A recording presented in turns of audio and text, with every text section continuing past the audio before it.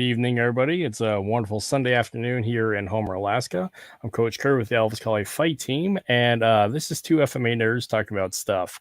Today, I got Justin Fernando from Sabong Kali. He's on the East Coast there in Canada, in Toronto, Canada. No, Ontario.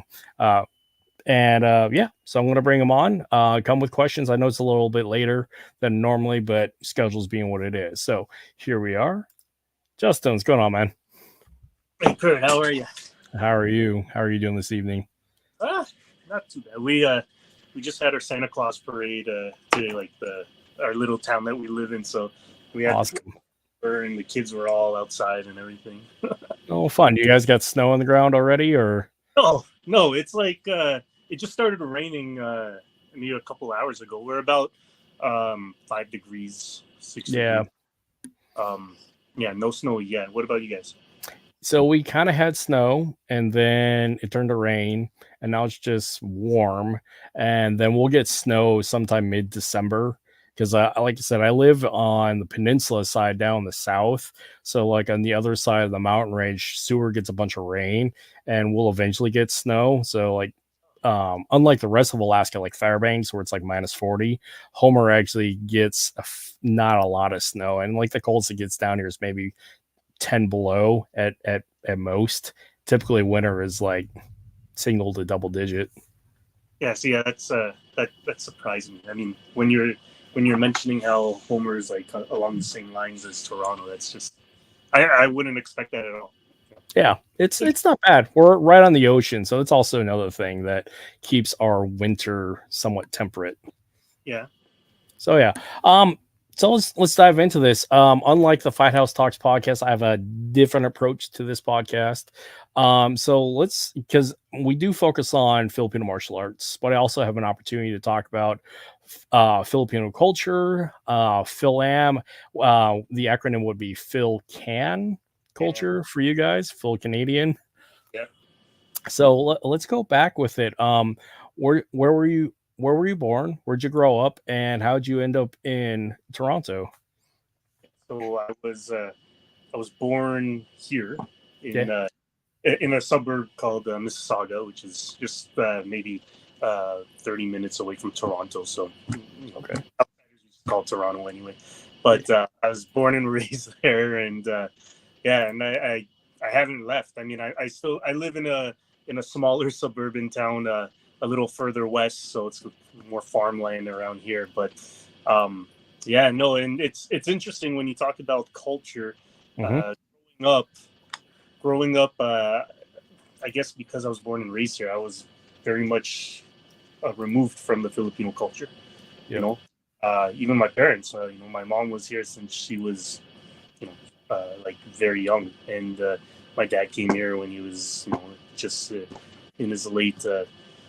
In his 20s, right? So they for the most part they spent their lives here, and I grew up here. My sister was born here as well, and it's a lot of the Filipino culture I was kind of resistant to for my teenage years and my 20s and everything. And I don't know if that's a normal thing, but I feel like that probably goes around with people who grew up here. And I'm not quite sure why. I mean, maybe I wanted to assimilate to my friends around here and to people here, but I mean, far be it, not like Filipino martial arts was way far out of my scope. It was I wasn't even eating Filipino food, or like I don't know the language. I'm trying to learn the language, but I don't know the language, and it's quite a far step from where I am now.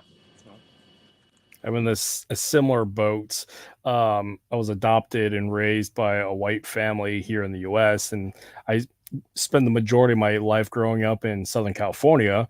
And so, like, when my accent pops out, it's more like SoCal Hawaiian, because like all the people I hung out with were Samoans, because like all my cousins on my adoptive parents' side are Samoan, so that accent pops out. But like completely disconnected from the Phil-Am culture, disconnected from the people all the way across. So yeah, I totally can appreciate where you're at.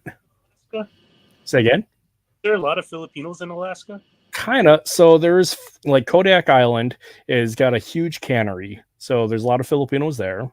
Anchorage has got a fair amount because of the military bases.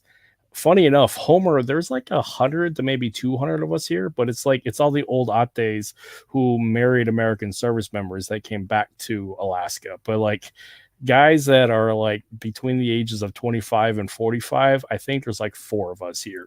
So, and we're all in the same boat of like first, second generation, but don't speak the language, more Americanized. And yeah.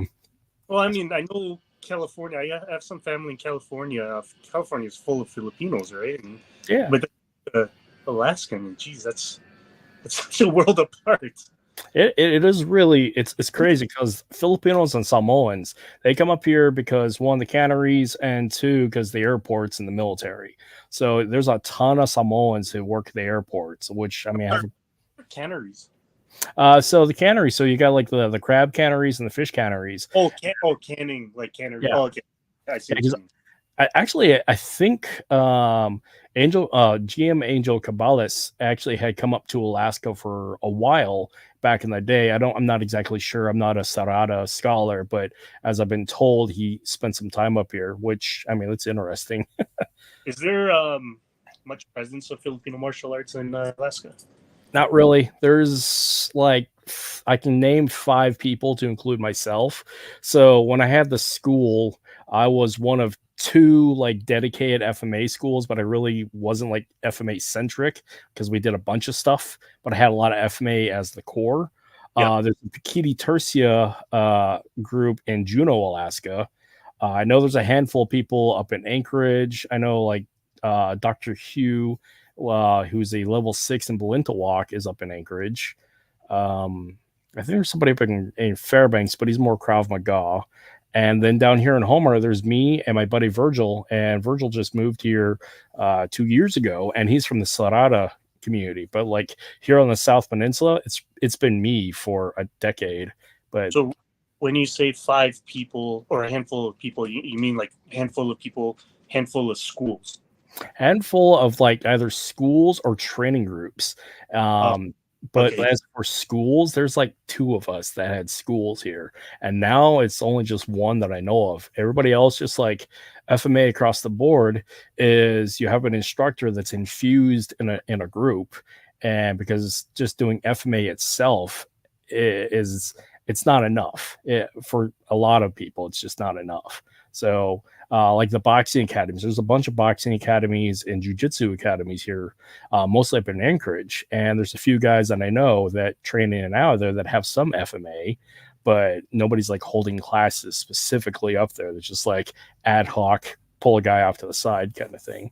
That's what I was about. That's what I was about to ask you actually. When you ran your school, if it was, like solely Filipino martial arts, or was it a hybrid? Because I don't see too many pure Filipino martial arts schools. I mean, I only know of 2, you know, and that's it. And it's hard. It's hard because, like you said, the demand it's growing, but it's not, not at the level as the mainstream ones right now. Yeah. So like in my case, we were a full spectrum mixed martial arts, traditional martial arts collaborative school. So we had 3 major training facilities in a building where we had our dojo dance space that had our traditional martial arts. So like Tai Chi, Shotokan Karate. There was a really big program there that was really the core of the school because that had the largest student base. And then there was the Fight House, which is my side of the house, which had all of our combat sports. So I predominantly coached boxing and Muay Thai and MMA. And I integrated FMA here and there what I could, but I actually didn't have a dedicated class. I would do seminars, but I would weave in FMA to everything we do. Like it's good for warm-ups, it's good for footwork drills, but it was really difficult to have a dedicated FMA class for adults. Now I had a small group of kids when I first started here in Homer, and that dwindled and tailored off, but realistically I did not have a dedicated this block is FMA for a long amount of time. Have you attempted to have a dedicated FMA class there and it didn't work? Or I originally started with one actually, and it was a kids program, and I mean I had a good core of boys that like I had 10 kids, but I mean, as kids grow and move on, they don't stick around. And like Homer's culture is really interesting because it's our summertime is so special because one, everybody's out playing, and two, like people are out working. That's where everybody makes their money because we're a tourist town. So like all the kids, they go away during summer. So Uh, trying to get retention coming back in the fall was always tricky. yeah, I see. I And also see. like upper like mobility for sports, there's a higher upper mobility for competition for boxing, Muay Thai, and Jiu-Jitsu rather than FMA because FMA doesn't really have a competitive outlet in the wider spectrum. You know, WCAF and PCAF do, Yeah, but yeah. it's really hard. So I always we always discuss that. When we talk about the success of just say Muay Thai or Jiu Jitsu mhm, because they have fairly standardized competitions, right? mhm, You could go across the world and you would follow the same rules as New York would be to Brazil to and similar to Muay Thai, maybe some slightly different rules. But when it comes to like Kali, Filipino martial arts, it's the only the only kind of standardized ones that are kind of like official is the WCAF and mhm, that card and I mean that's what I like about that is the fact that it's kind of recognized along all these different countries. People fly out for these kind of tournaments and everything like that. But it's too bad the approach of um, fencing mask and gloves in mhm. a competition in an official competition format hasn't been unilaterally done across the world. I mean, some groups will have one way, some groups have others. But if you want to make it like a specific competition type thing where, the rules are set, the rules are accepted across the world, championships, tournaments are held the same way as WeCAF is, but, just without all that garbage, right? Yeah. And that it's unfortunately because no one's really done that. And I don't think it will get done because there's so much separation, right? I mean, some Mhm. groups don't agree with others, and that's kind of normal, but makes you think, right? I mean, how Yeah. did we come around? I mean, there had to be some sort of agreements amongst different groups I mean, if around. HEMA can do it, I mean, HEMA across the board does this. I mean, there is some sub factions between the historical European martial arts communities, but like the competitive HEMA groups, I mean, they have national and international competitions. So if they can do it, why can't Filipinos do it or if Filipino martial artists do it? I'm not too familiar with the actual HEMA competitions. I mean, they are they. I don't even know how they look because I've seen kind of like point spar Yeah, uh, groups. Is that like what their competitions are also like I know. touch So I mean, round or it depends. So, like, one of the better HEMA competitions that I've seen is, I mean, they're wearing the full kit and caboodle. They're not wearing full plate, but they're wearing the soft armor and heavy gloves and heavy mask. And especially with like the German longsword, the Feder, it is a point contact, but it is depending upon like how consistent, how much of a heavy blow, how clean it is, and they also allow for impact on the bind and then take an impact afterwards so they can count a point after the bind. Now, oh as for like the grappling side, I have also seen that, but it's not as widely expressed in these larger groups. So it ends up being like point sparring or tag, but yeah. tag with a little more emphasis. Well, all those when you mentioned how they where they attacked and how hard it was attacked and like when they decide on each hit that would have to mean it would have to be a point spar end because Mhm. you know they actually stop it and then they have to judge that specific duel, right? That Yep. specific thing, right? So yeah, no, I understand that.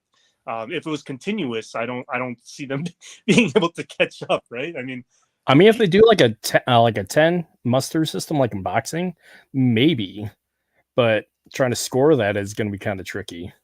so much more messier though than like Yeah. non-weapon. I mean, you'll like picture like a clash, a WeCAF clash, but you know, geez, you Add a guys. little clicker. I don't even know how WeCAF scores it anyway. I mean, do they have a counter per each person? Honestly, I have no idea. Yeah, because I figure like I mean, it looks like a mess sometimes, right? And I don't know how it's possible to judge one of those things. Like you can't buy damage because there's no damage. You Yeah. can't. I guess the amount of hits because both people is like it's a blur. It's a blur of everything. So I mean, Mhm.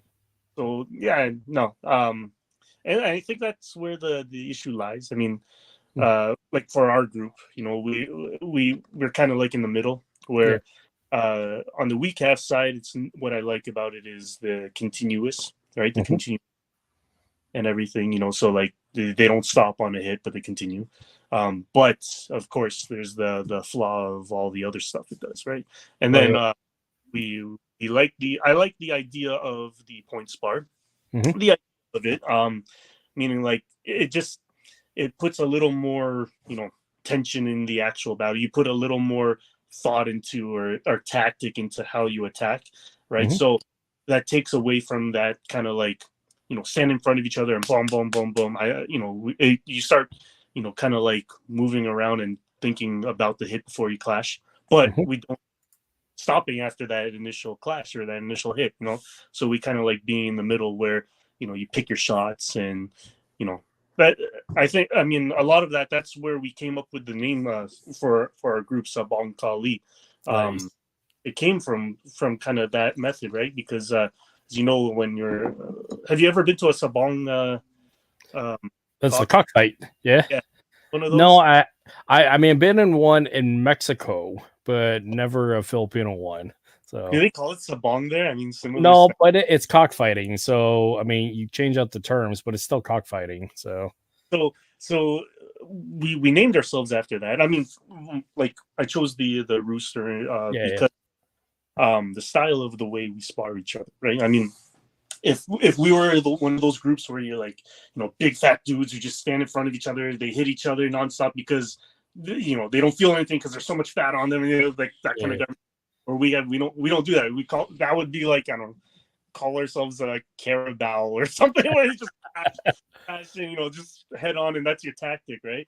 You yeah, know, yeah. uh, but similar the way if you ever seen a spar and seen our group, a lot of it is we're very heavy footwork driven, right? So, Mhm.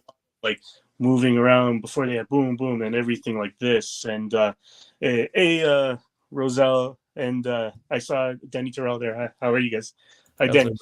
So yeah, no, it's and so a lot of the way we spar, it's like there'll be many clashes, but everything is kind of like gauged, right? We Mhm. circle around, we angle off, gauge, boom, boom, off to the side. So even if you were like if your eyes were closed and you're listening to the groups do their sparring session, you would just hear like pop pop or pop Mhm.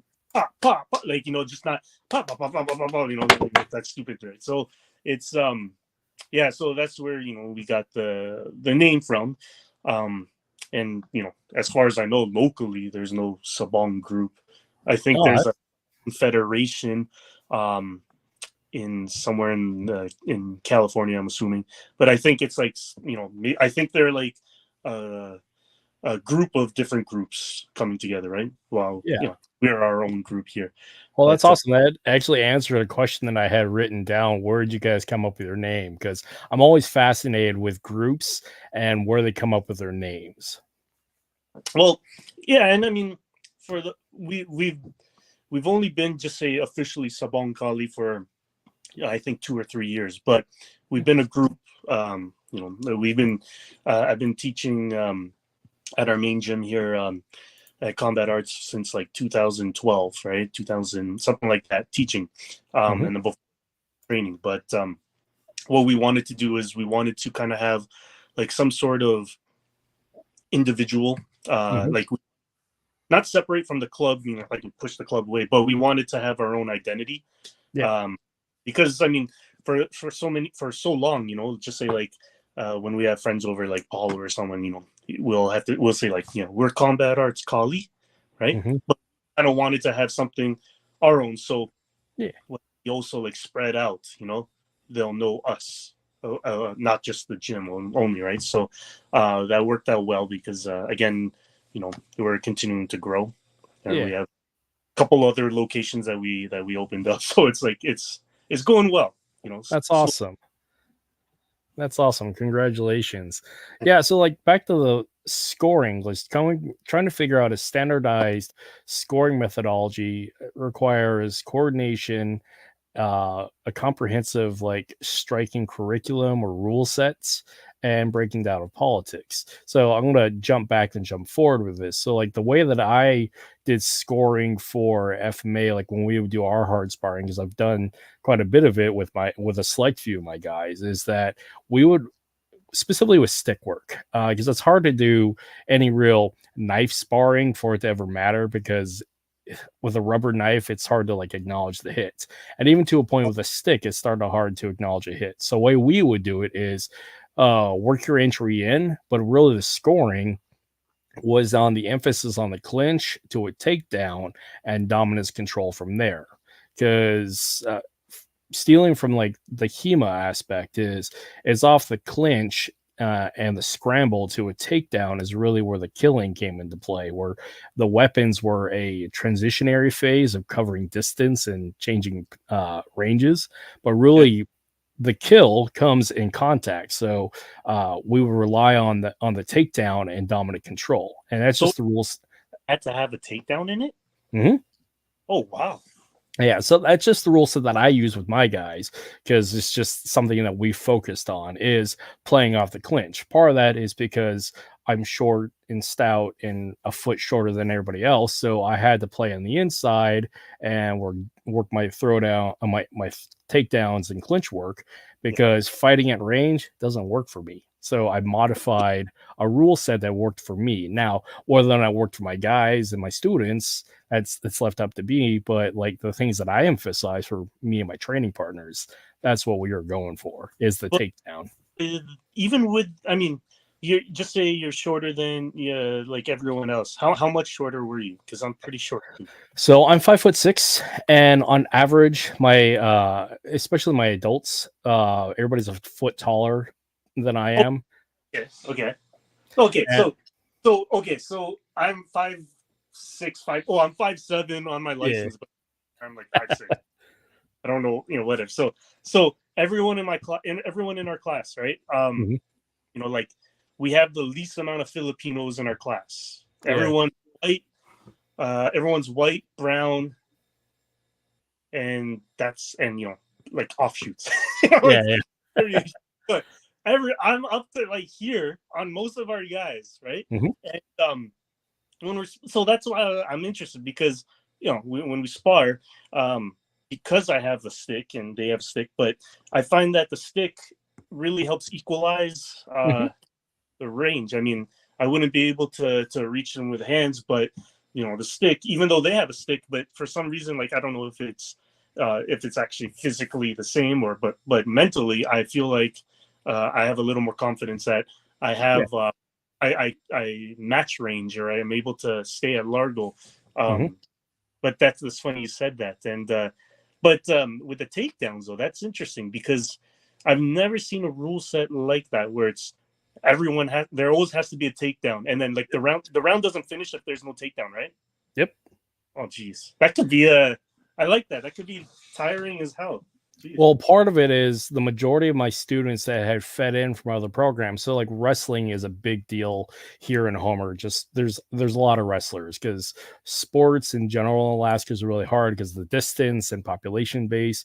But club wrestling here has a very large population. So I integrated with the local club and did a lot of work with them. So I had a lot of feeders coming in, and then leading into MMA, it's a natural fit. So like I had a lot of guys that wrestled, so there was that heavy emphasis on clinch work and takedown, and we would either and that's how we would score the win. Because I mean, naturally, anyways, if you do a heavy takedown, like a heavy throw, you lose the stake, you're on the ground anyways, and you have to restart.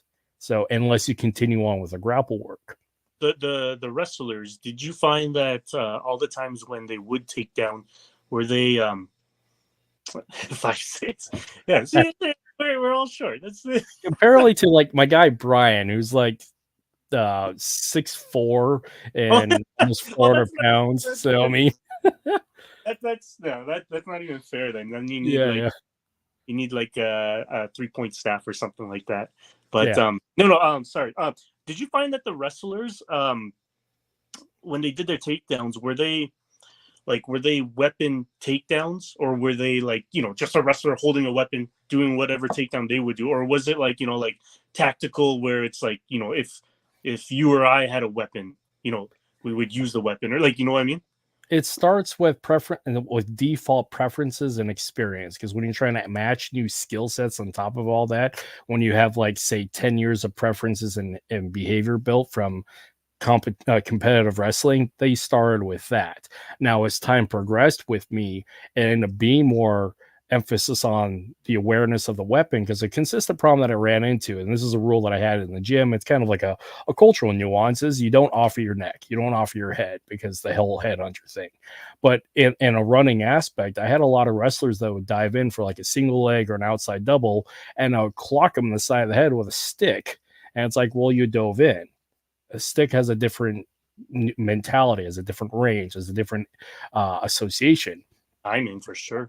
Yeah, and so with that, with a wrestler who is not mentally and physically connected to the tool, because they've been so focused on the physical wrestling skills, they forget about the stick often. And again, it's new data coming in, as new skills coming in, and so you're dealing with an issue of time.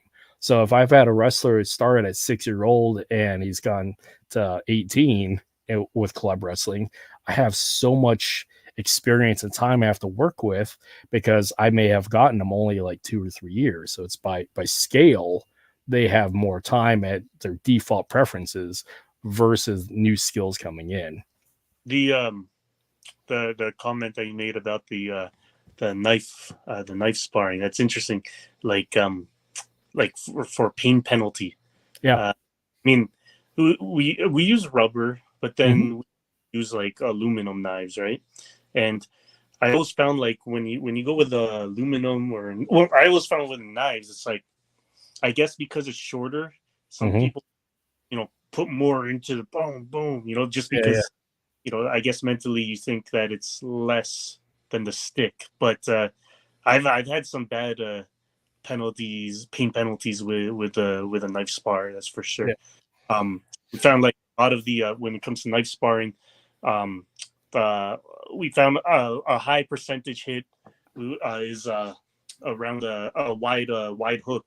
Yeah, Just around the ribs. Yeah. as oh, I'm like, we'll go to the head, just because Yep. when you're wearing the fencing mask, like a lot of like when we do our spar camps, or Mhm. our spars, but our spar fight camps before the actual events, um, we would look at different tactics to because of what people are wearing. So like, for example, fencing masks, when we're doing our knife spar, we do a lot of wide hook that goes around the viewpoint on that, Yep. and it becomes a delayed hit, meaning like you see the shoulder go, and then the knife comes just after the shoulder. Mhm. People, and then it comes around, and that's we found that to be a pretty high percentage. When you crash in and you go with a number 5 up, but Yep. it's under the chin, so it's like hard for them to see, right? And Yeah, especially that central plane right between the eyes, and they can't see that. it's, Yeah. I mean, cheap, but it's like, they're wearing the same mask as you, so like, you start uh coming up with tactics according to what they're wearing. Mhm. um sometimes we would be cheap, and when we're in clinch or grappling, I would tell our guys to hold the other guy's gloves. Yeah. Oscar, so you can hold it, and it's pretty much cheating, but we would still kind of do things like that. So it's like, because I mean, in a way, it's Filipino martial arts. It's supposed to be dirty, in my opinion, Yeah. right? Cheap. Yeah. Everyone calls us cheap asses because we're cheap asses. It's good. That's what I you should. mean, throwing it back to like old school, I like marker fights, because like the stuff that I would do with with my army unit, because I was a combatives instructor for my local guard unit here, is introducing knife work with them, is like the risk assessment alone for using aluminum trainers and doing combative stuff with them was really high to deal with my chain of command. So I got away with it by using markers. And I mean, this is old school stuff anyways, but markers are really great for introducing where that thing actually hit and the path of travel. Yeah, So and it's cheap too. So I mean, talk about going back old school and cheap. I mean, it works. More. Yeah. The only thing with the markers though, is like it's good for showing slashes, Mm-hmm. right? But for the thrust or the power of the thrust or like the effectiveness of how strong you did that thrust, Yeah. it'll show maybe a dot or maybe Yeah. a dot and slash. But I mean, that's the only thing. I mean, it's not like the aluminum knives would show that either. But you could feel, you get that pain Yeah. Yeah. pressure The pain reflex. into open body because it's there, right? But the markers is good. We've done that markers before. I think I've seen some videos of like people would put lipstick on their training knives, Yeah. and then I kind of like that just because you have the power of the actual aluminum blade of hitting it, but Mm-hmm. then it also has like some trail to show where you hit. AccuStrike knives are pretty. I got to train with those. Those are pretty neat, but they're weak. I mean, that's the Yeah. only thing. I mean, like they're so expensive that you could break them, and then it's like, oh, well, I mean, it's. I just spent like I don't know how much they are there, but I spent like $100 on this thing, and it broke, and Yeah. I like Well, it for the. the You thing could. that I wonder and I worry about AccuStrike knives because I have one and I hate to be against the grain, but I don't like it honestly. Really? And the thing I don't like about it is you're relying on for the aspect of programming and conditioning. Because when you have a pain response, you're programmed and conditioned to that. When you have a visual response, you're programmed for that. But for the knife that makes a sound, you have an auditory response. And so and along the same path of the fallacies of impact and sight, sound also has an interesting fallacy of it made contact, yes, but that contact is relative to like how much supposed penetration it is. But for the programming response, you're listening for that sound. And so if somebody in thought deals with a lot of time training with this tool, you're conditioned, and this is the same across the board, but I'm saying this for the AccuStrike knife because I don't have a good example. I don't have a good answer for this, but you get so conditioned to hear that sound that it creates some weird habits and behaviors. And the same, like I said, is with like dueling with knives anyways, or dealing with an aluminum trainer. There's still like some weird arbitrary things that are behaviors that are created with it. So it's What you kind get. would I mean that the sound? I'm trying to understand. Like, by listening to the sound, what kind of negative behavior would someone do for that? So there, for one, listening for the sounds. So the conditioning of I'm not acknowledge they one, I mean, you need multiple senses to acknowledge full data. So having the impact and having the sight, but you may not see it because it's a scramble, but feeling it and hearing it Okay. is 2 points of data. But what I fear is in the aspect of say heavy clothing, because up here in Alaska we're constantly wearing thicker clothing and hoodies. You're hearing the sound to simulate the impact, but there's no feeling of impact, and so you get adverse and conditioned to listen Okay. for it, but does it actually register? And the same can be said about aluminum trainers. It's just each tool creates an arbitrary problem unique to that tool. So So there's no perfect. yeah, There's no tool. Um, yeah, I mean, I kind of wish they made those AccuStrike knives one more durable, so then you yeah. could actually proper spar with them, with intent, rather than flow or anything like that. And then two, the they still use those stupid the circle batteries. I'm like, just USB charge this thing. Just use a USB charger. Then Yeah. why use this? But I'm sure it's a What cost. But what I would like, and I know somebody's done it, but I have to find somebody who's done it consistently so I can buy it, is you deal with a more solid, like a solid core training knife, have a foam exterior for the blade and the butt end of it, but okay, it has enough give to it that you have impact to feel it. But yeah. that you can also paint the outside with a visual marker or like lipstick. So you have that pain of impact, you have the feeling of it, and you also have the visual thing after the fact of saying, "Oh yeah, this is where you got stuck in the after reaction review." I That mean, it's I mean, I think the AccuStrikes are probably the best thing that we have going on now. I Yeah, mean, there's nothing else in the market, right? yeah. All right.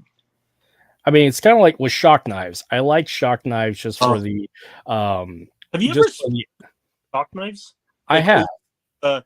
so I mean, I've seen people do, like close range drills. So then, like, the shock's on, so then they'd be aware of where their hands are or where it's cutting. But I haven't seen personally. I haven't seen um a duel with two shock knives where I haven't seen that. How's that been? Like, how's that? It's silly is in my regard, and I'll say this from the story aspect. So I brought a pair of shock knives to my unit for some training, and what it ended up being is a bunch of infantrymen screwing around trying to shock each other. So like it was the novelty of shocking each other that took away from the training aspect of actually trying to do something with it, and ended up being us just fucking around. So that Okay, was the real problem. okay. Well, that seems isolated to, like, I Yeah. mean, okay, just say you got an actual FMA guy versus another FMI guy. Like, have you ever seen, like, how I would think that would be very good, right? I mean, Yeah, it, because it teaches you to respect the distance. Because again, if the not so the sound and the shock is supposed to simulate impact and the risk of impact. So there is a cause and effect issue. There is a risk and consequence issue. So absolutely, I agree. It's just I would like to see like you said, I would like to see somebody actually do it and pull it off. Because like right. back in the day, we would use little like micro tasers as well. But then again, it was more the novelty rather than actual Like training. taser tape, like Yeah, yeah. Danny Terrell says, I think it depends on the mindset of the individual. Those who don't spar much may have a negative result. Oh yeah, for sure. I Oh, mean, absolutely. I think that was, with our group, that's one of the more important things. Is, I mean, we're not forcing anyone to spar, but everyone spars at one point with our group. We Mhm, are. I don't know if we spar more than other groups, but we spar a lot, and it's one of those things where it's like, it's a beautiful thing to see, like people who started out sparring with us, and then they get more comfortable mhm. as things go on, and then they start, like, oh, like, their mind opens. I mean, yesterday was so we have a sparring dedicated class the last Saturday of every month, right? Yeah. uh just like, first sparring class.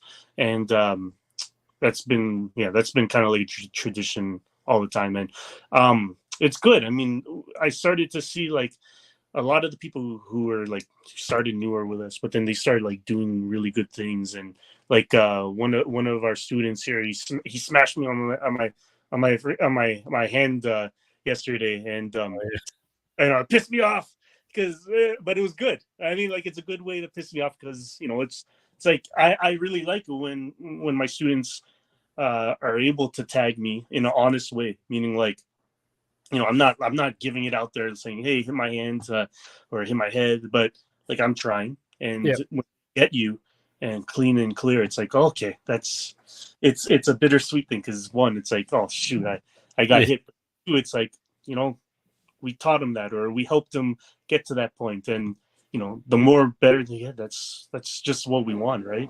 um Absolutely. Yeah. Sorry, the my thought in my mind before we went to that, the the shock knives. Have you ever seen when they get hit in the face, like, with a fencing nest? Does that, like, shock your head? Like, I just want to know. Honestly, I don't know because when we would use the shock knives and the tasers, it was not with proper training equipment. Like specifically for my unit, we were just in our uniform, but without our uniform top. So yeah, it was basically jeans and in the equivalency of a jeans and a t-shirt, but you're wearing your fatigues. So there is really no safety other than maybe some eye pro, but it differs from training group to training group. It's just for my particular unit for that block of instruction, we had very minimal gear because of the risk assessment, which is odd. So oh So well. that'll be the next video content we're gonna have to do. We're Yeah. gonna have to find a pair of shock knives, open duel with them, just to see what happens. Oh yeah. I mean, where some of like the alternative training methods that we use is like the rubber chickens bite thing. Everybody goes Yeah, back and forth on it, but the fact is, the rubber chicken creates an auditory response and a physical response to impact because we're looking for that or listening for that heavy squawk to simulate a heavy impact. And of course, you feel it. So, and it still accomplishes the same training, but it's cheaper and funnier. okay, I didn't know there was actual logic to that. I just I just thought you were just using a rubber chicken. Yeah.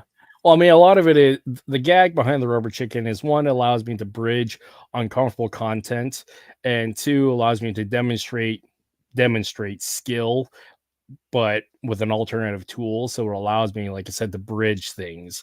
So because there's a lot of knife content out there that is very hard to process because of certain people's perspective of criminality, liability, and immorality. So with the rubber chicken, I can poke fun at it, but also talk about it. So there's That's that. very good. That's important. The bridging, especially for newer students. Mhm, Funny because again, a lot of our students, when I talk to them afterwards, I would ask them like, why didn't you start this earlier, or why didn't you do mhm, this? I've heard more often than not, some students would say like, it's intimidating. mhm, Um, you're just doing sticks or double sticks, like seeing like the motions, the clap, clap, clap, the timing, mhm, and power you're hitting with, and they said it was intimidating, and I couldn't understand that logic because I never once found it to be like, even when I first started with Muay Thai, mhm. and then I started doing Kali as well, and I never once saw the fake knife and the stick as like intimidating. I just thought Yeah. it may be intimidating in the sense like coordination's gonna be way off and things like that. But no, some people were legitimately um, intimidated by using a weapon. So it's good that you say bridging using the rubber chicken. I mean, for us, we tend to we're not very serious at all. We joke Mhm, around often inappropriately at the gym. But that kind of method helps out a lot. Like it really breaks down walls for newer students, mhm. especially with Kali. We get a lot of weirdos. Yeah. Um, Yeah, get we do. a lot of those and a lot of introverts as well. Yep.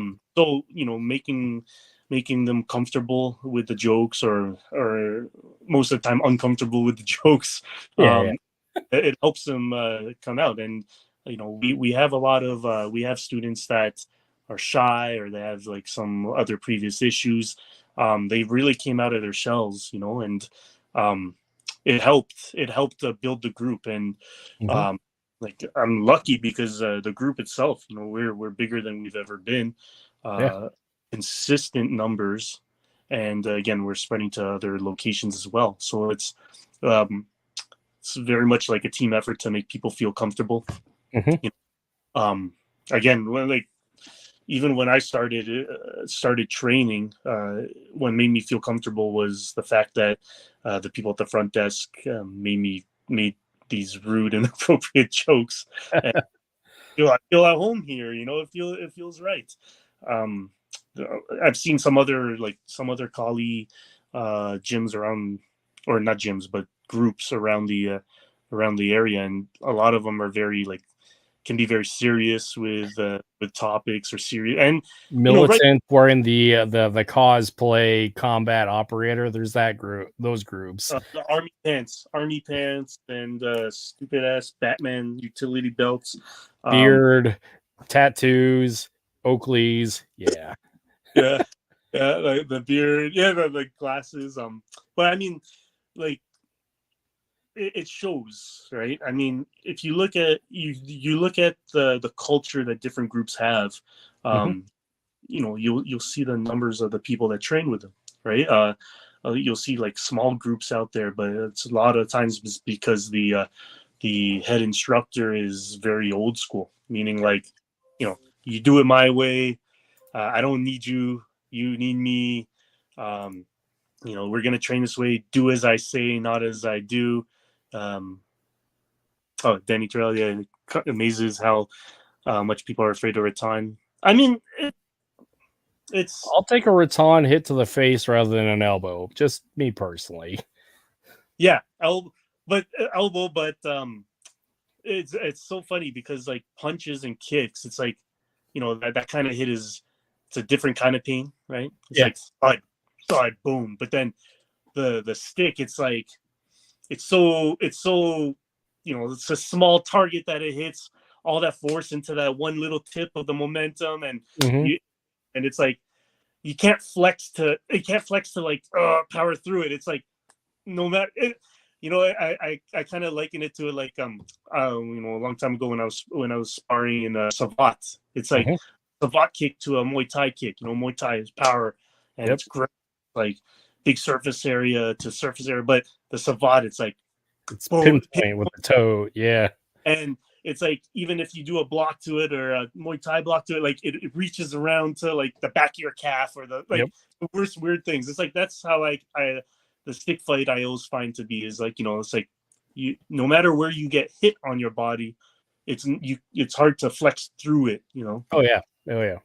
But then again, like I've seen like these big fat like these overweight guys will just stand in front and just start hitting because I'm assuming they have a lot of insulation to protect, or they just don't feel pain, right? Yeah. Yeah. That yeah. I make it either or I agree with you. What is interesting though, because like my gym was a fight centric gym. We were producing pro fighters, as pro as you can get here in Alaska. So we were producing fighters. So like the culture and core was combative and like we sparred a lot. We had a dedicated sparring night once a week. We had technical sparring throughout the week. So we were constantly fighting, and it was really interesting. It's like some of my pro guys that were so risk adverse about getting in the ring with a stick versus like my teenagers, they're more than willing to get in the ring with a stick. And now I guess it's the priority if I don't get hurt because I got a fight coming up. But for somebody who's been used to fighting and used to getting hit and has a high understanding and language set about resiliency and different styles of pain, it is so interesting to see them be so risk adverse toward a stick.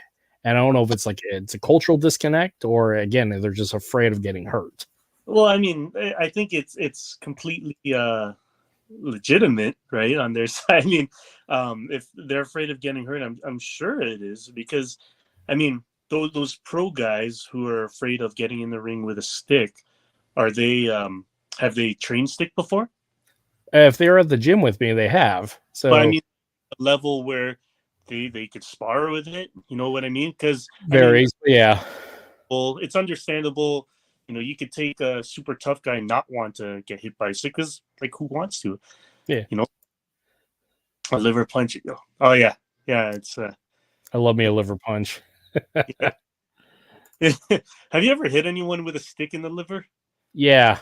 I haven't been able to. I mean, I've hit them, but not effective to drop them or anything like that. Yeah, it didn't drop. It was more like it caught at an upward angle and hit him in the floating rib, and that was more of the problem. I Uh, got stabbed with a stick really seriously, and that was a pretty concentrated liver shot. So in the first side yeah, that was sucked. that Say again? was he a left-handed fighter or?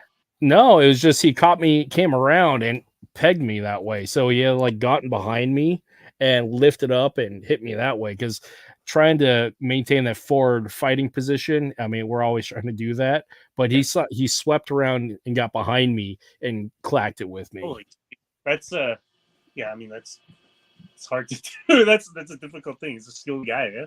Yeah, he moved all sorts of interesting like because he was one of the wrestlers that I mean could scoop around on his knees and knee walk fairly quickly and came around and just saw it and was like, I'm gonna try something new. Whack!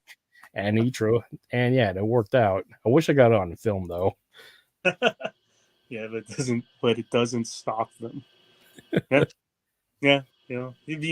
It's interesting to see like how much the body could take. Oh yeah.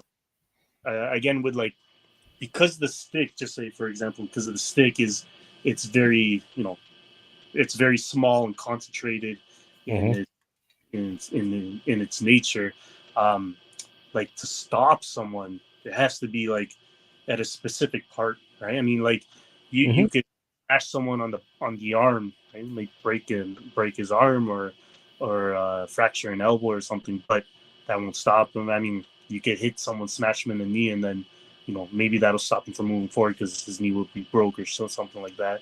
Yep. But yeah, no, it's quite different doing that compared to the other arts, and it's fun to see the other martial artists and the other types, like the Muay Thai guys, the boxing guys. Mm-hmm. Like it's nice to when they start coming to train with you and spar with you guys to incorporate what they have, what we have, and like a lot of our guys. I mean, 100% of our guys or 99% of our guys all train in the other arts before Kali, Yep. and nice. I mean, like yesterday was our spar day, and um, we had a first time this young kid. We had his first time sparring with us, Mm-hmm. first time FMA, but he's a Muay Thai guy.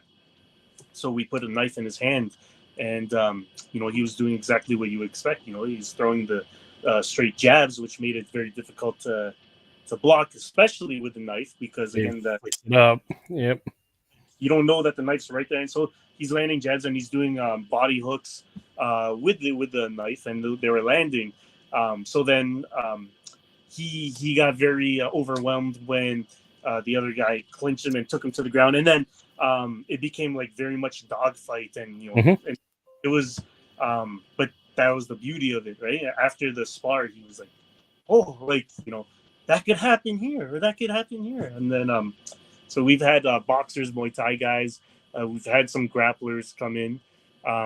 And again, you got to find that kind of like perfect equilibrium, right? Like if you're a Mm-hmm. grappler, you're not only looking to grapple because then you get smashed by the stick, right? You look for opportunities, right?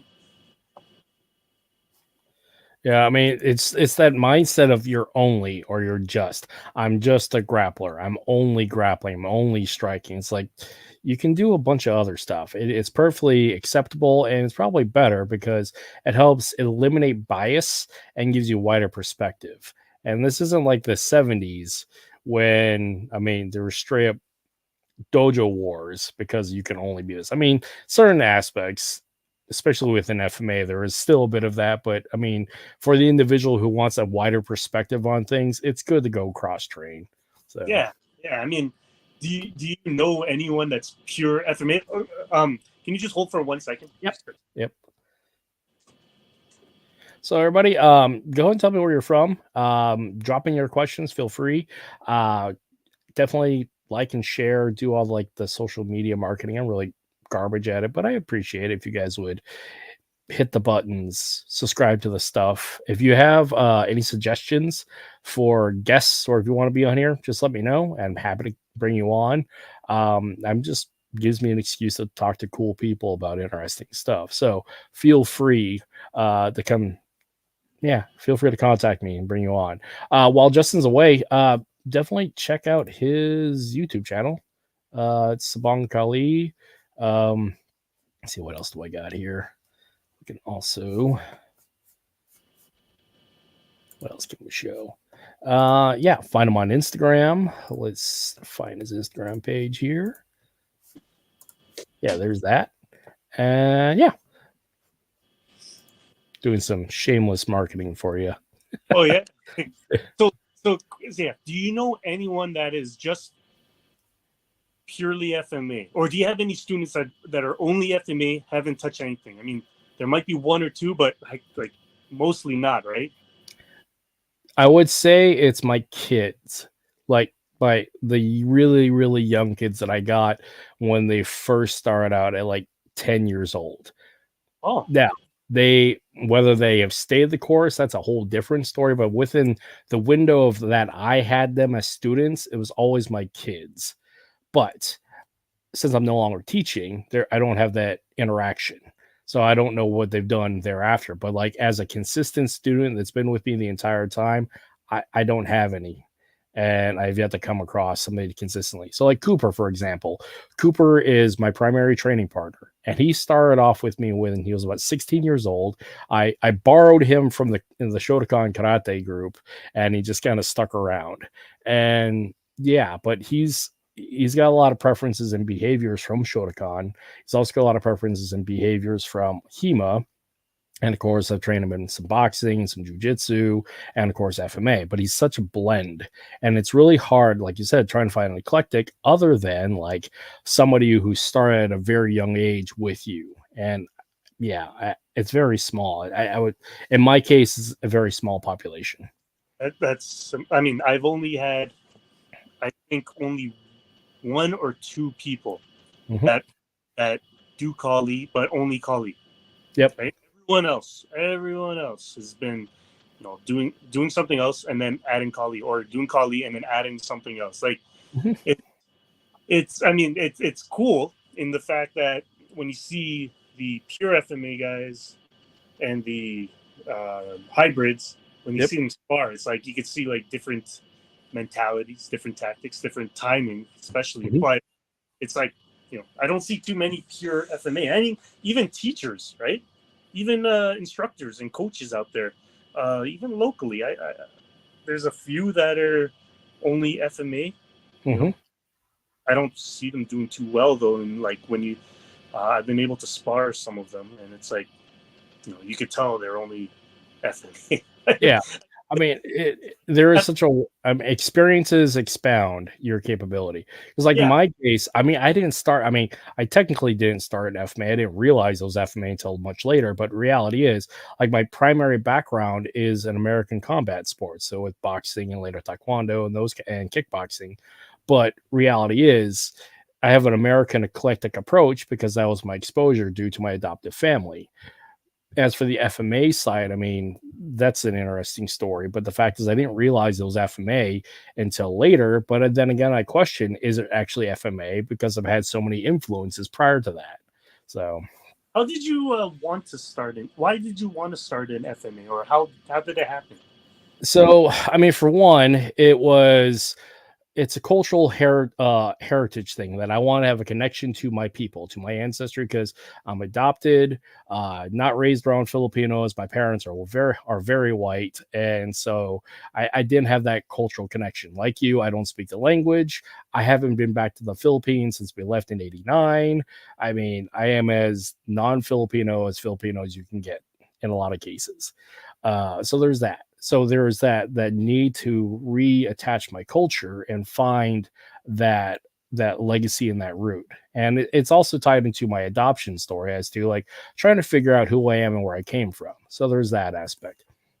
So But what did as you actually hear about FMA? Like, you know, Yeah. So the way I started, so my adoptive grandfather was a World War II Marine Raider who went with the Second Marine Division all the way from Guadalcanal to Okinawa and later to and Iwo Jima and then Burma.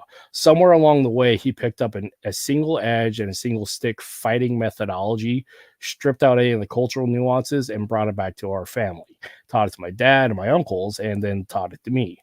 Now, the weird part about this is, I mean, again, he stripped out all the cultural nuances, but the movements are there. And so I was at a taekwondo school in Utah, and I was training playing with sticks, knives, and swords at 12 years old. And there happened to be a modern arnis black belt there, Filipino dude as well. And he saw me playing, saw the flat nose, like, "Oh, you're Filipino. I'm Filipino. You should know what FMA is." It's like, dude, I have no idea what that is. And then he explained it to me. It's like, say again. did he call it FMA too? Like, did he No, say, or he did he said say, our niece. He called it our oh, niece. So, but and later my language adopted FMA as I got older. But like he made that primary connection of like you're Filipino, I'm Filipino. You're playing with sticks. You should know what our indigenous art is. And like I had no idea. And so I spent a year with him figuring things out and getting a basis of it. And that's really how I got truly introduced to FMA. Then I got introduced to other systems like Pekiti Tirsia along the way, and Balintawak. I have had some exposure to Sayok, but not like actual training with it, but I've had a lot of exposure to it. But as for like actual lineage, my actual lineage of FMA really started a few years ago through Belton, through the Balintawak community. because like I don't have a belt and gi or rank in any other system other than like what I've collectively been taught in FMA. Now, as for other systems, I may have black belts in Taekwondo and Shotokan and Krav Maga certs, and I was a Olympic certified boxing trainer, so that kind of stuff. But as for FMA, I don't hold any rank other than like very level one Belinta walk, but I've had Which a lot of exposure. Linto walk guy? Yeah, so yeah, I train Belinta walk underneath Belton Lubas there in Washington. He and I have been friends for several years, so and I go down there fairly often, and I also train by way of him through the water and defense system, but I've only recently been able this year to go down to water and steel. But because of Belton, that's really where my lineage, my true lineage starts, and that's how that connection. Yeah, Official lineage. Not yeah, true. yeah, You, yeah. you My know, official lineage, where I actually belong to somebody. Yeah, Danny Terrell says, Coach Danny says, those who train in other fighting arts are actually SPARF.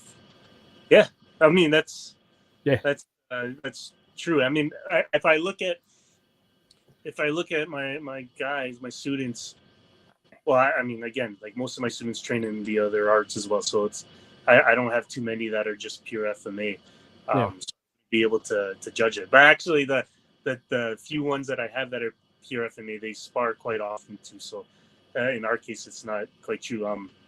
Actually, I'm interested to hear if how Coach Danny got into FMA because Hmm. he's not Filipino at all, right? Yeah, Lives in he's the done it all. and it'd be interesting to learn about that. For me, getting into Kali, it was so it wasn't as honorable as what you were doing. And I was taking Muay Thai by like 2 or 3 years already by that time, and I was young and it's like I was just like hey everyone, there's so many people. This is the biggest class here. I want to do something that's different. And I saw there's a Filipino guy with these two sticks, and I thought Ninja Turtles right away. yep. And yeah, that's literally how the journey started. It's dumb, but I stood with it just because like I very sometimes I like to be a little like I like to go off from the grid, right, or off from the main line thing. So I stuck with Kali just because no one else was doing it there, Yeah, that's and fair.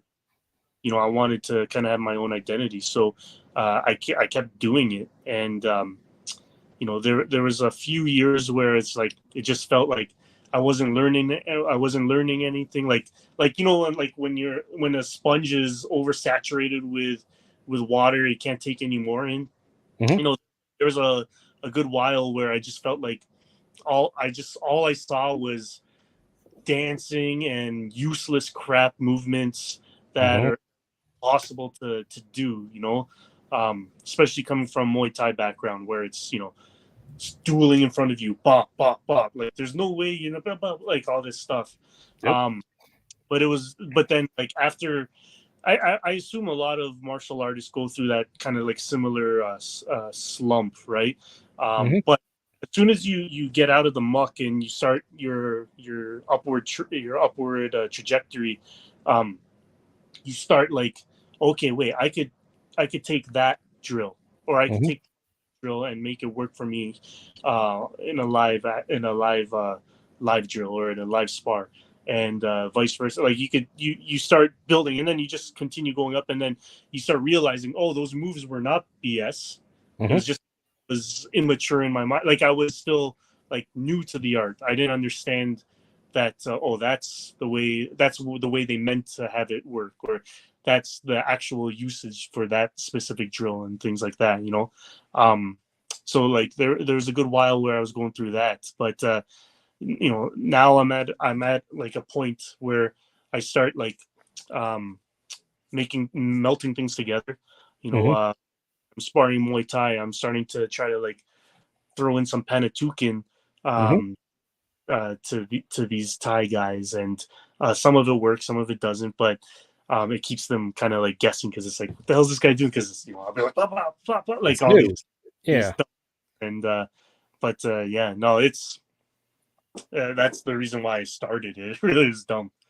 Oh, that's a great reason, and it's even a better reason to stay with it and this evolution is like you said, that slump. And the big thing for me is when I was teaching, I got so stuck in like efficacy because I was trying to produce fighters. I was trying to deal with people that actually is going to use this stuff both competitively and professionally. Because I mean, I was doing agency work, I was training my soldiers, I was training my fighters. It was very much it has to work. Let's make you efficient and proficient at this because it has to work. So I got stuck in that phase that if it doesn't work, then it's no good. So let's make it work. When I shut the gym down, say Soldiers again? though. Sorry, and when you you mentioned you're training fighters and soldiers. Mhm. How do you produce FMA to soldiers? So the way so the military, so the army has the Modern Army Combatives program, which has a very strong emphasis at the very basic levels with jujitsu. The intention is to close the gap, achieve the clinch, and do a takedown and hold submission there for either dealing with the subject or clearing the position so your buddy can shoot them. Okay. Warfare. So that's the very basis of level 1 and level 2 modern army combatives. And as you go up in the different ranks of that combatives program, you end up dealing with more weapons base, more squad tactics base, and it just evolves from there. But very few units actually have people that go through all the whole program because at like level 4, you're a regimental upper division trainer for the entire brigade, and so you're more about administrative. But like the true trainers in my mind are the level 3 guys because they're at the company or unit level and they're training it operationally. But caveat to that is it's very regimented and doctrinal because it's the military.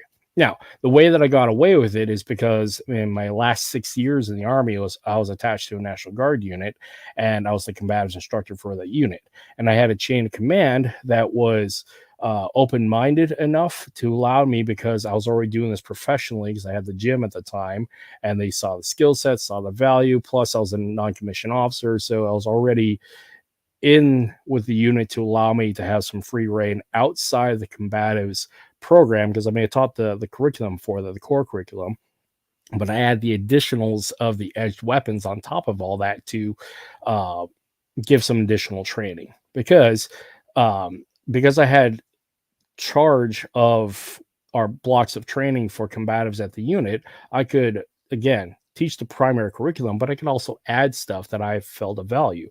So a big part of my value is, well, let's make you efficient at a knife, because the aspect is soldiers carry knives. And honestly, they kill more MREs and cans of Copenhagen than they do anything else. So it's like, if my guys are going to carry knives, then I'm going to show you how to use a knife and show you from the offensive standpoint of how to use a knife. It wasn't dueling, is we're going to learn offensive methodologies of this blade, especially if we're doing from a transition from our primary weapon, or we don't have access to our primary weapon and we got to get you off that. So we use the duty knife to clear and have that action. Yeah, there's some century stuff in there, but reality is I was teaching work from off your plate carrier, get you off my weapon, and bring the knife up and engage that way. So it's very streamlined and straightforward, but it was not, it was less emphasized on the classic FMA dealing with dueling. I had to make it very efficient. And this is again the way that my grandfather, my father taught it to me is very efficient, straightforward, and with very little cultural artistic nuances, because again the block of instruction is limited, my time with these guys is limited, so I had to prepare and make them as efficient as I can with only seeing them maybe once or twice a month. So two questions. So Mhm. first, so the first question is, before you taught these soldiers, I'm assuming they learned weapons from someone else, right? Talking about for me or for them? No, I mean like before you taught the soldiers, Mhm. um, weapons from someone else, right? Like, You're sorry, you're mixing. Can you say that for a third time? oh, sorry. Okay, so before you taught the soldiers weapons, Mhm. I'm assuming that they had another instructor before you. Not No, really. so So it like, depends. So Well, for then, one, it depends on the chain of command. So like big army, like regular duty army, has a very different setup because they're full time. This is what they do as their job, 24/7, because that their soldiers full time. So there is a different training regimen for that, and they have more opportunity to do or consistent training and have more training people there to coach and instruct. As for the National Guard, you just kind of make do with what you got. So the cool thing about the National Guard is you can bring your outside expertise into the unit and makes you more well-rounded unit. And so like a big thing with a lot of our guys is we had a lot of police officers, state troopers, and people that worked in the prison systems that were part of my infantry unit. So they had to be somewhat operational in their 9 to 5 and also with the context of their military aspect. So they may have had influence from those, but as for like pure army doctrine with weapons, it was very limited, if none at all. Because again, it was one of those like specialized things. If I happen to be part of the unit, I happen to have this skill set and profession and background, and I happen to have the chain of command willing to let me teach this stuff. So, did they continue that after you? nope. I mean, that's what I'm so confused. I mean, it seems like invaluable for them to know this stuff, right? It's just like any corporate structure. With every time the organizational lead changes, they change policy thereafter. And on top of all that, if they don't have people that are managing and putting forth policy and executing policy, then it doesn't continue on with the next organizational lead. So That's bullshit, isn't it is it? bullshit. It is really dumb. But again, I was in charge of it because I was a little E5. So little Sergeant Leffler didn't really have a lot of pull at the brigade and state level. Now, second question is Mhm. when you mentioned about drilling them on doing drills that promoted like efficiency, Mhm. straight. Did that mean like zero flow drills? Yeah, I mean, so I use some flow drills as like we're gonna break the ice. We're gonna have some like general sensitivity and understanding, like on your peripheral ranges, Yeah. some cross body mechanics stuff, like that kind of flow drill. But in all reality, it was a lot of drilling of close the gap, stab, get them off range, cut, stab. It was very technical in the aspect of follow by numbers because that's the way that the instructional process is typically done in the military is go from A to Z and repeat without variation because you just don't have the time to like develop in nuances because you have limited training time. So I had Oh, a block of maybe 10 specific concepts that I was having them do, but it was realistically a lot of it was get off, get to weapon, or get close, use weapon. But it was a matter of range. But the goal was to use the weapon. it So was always life. yeah, I mean, the majority of the time was knife because, like, my emphasis was if you guys are going to carry weapon and carry knives on your gear, then I'm going to have you learn how to use it, and especially if you're going to carry it with this idea of, well, if a guy grabs my gun, I'll just cut them. It's like, well, let's learn how to do this properly, so you don't one injure yourself, two cause a situation where they take that weapon from you and kill you and your buddies. So again, giving them actual perspective as to what would work better, more efficiently, and has more of a tactical approach to it, and also within the doctrine of our rules of engagement. As it That was, that always interested me to see how coaches are able to implement FMA into law enforcement or Mhm, army and things like that. That's because again, like most of my experiences from people who are doing it as a hobby or doing it mhm. as you know from not like their life dependent on it type thing. It's interesting to see what kind of like mindset your Yeah. guys Now, keep in mind, I wasn't a quote unquote contracted with agencies. It was more or less I had students that were in these agencies that trained with me, but I wasn't contracted with, say, like the local police force. It's just I had a number of police officers that happened to train with me, and they also happened to be like the defensive tactics guys that were taking lessons and then bringing it back to the unit. oh So that's still I mean now, that's And it just so happens, like with my National Guard unit, I happen to be in the unit, happen to have these skill sets and be in that line of work. And on top of all that, have those certifications within the military's perspective that I was allowed to do that kind of thing. But as like these full time military contractors, like say, like Tuhon Jared Wahangi, that's not my lane and not my experience. So, and so with that, the methodology is slightly different. Mm. Are you still looking to teach in Homer? Not really. For one, I don't have to use my martial arts as my means to pay for my day-to-day life. So I'm in this phase of rediscovery of I can actually just enjoy my martial arts and go through my process.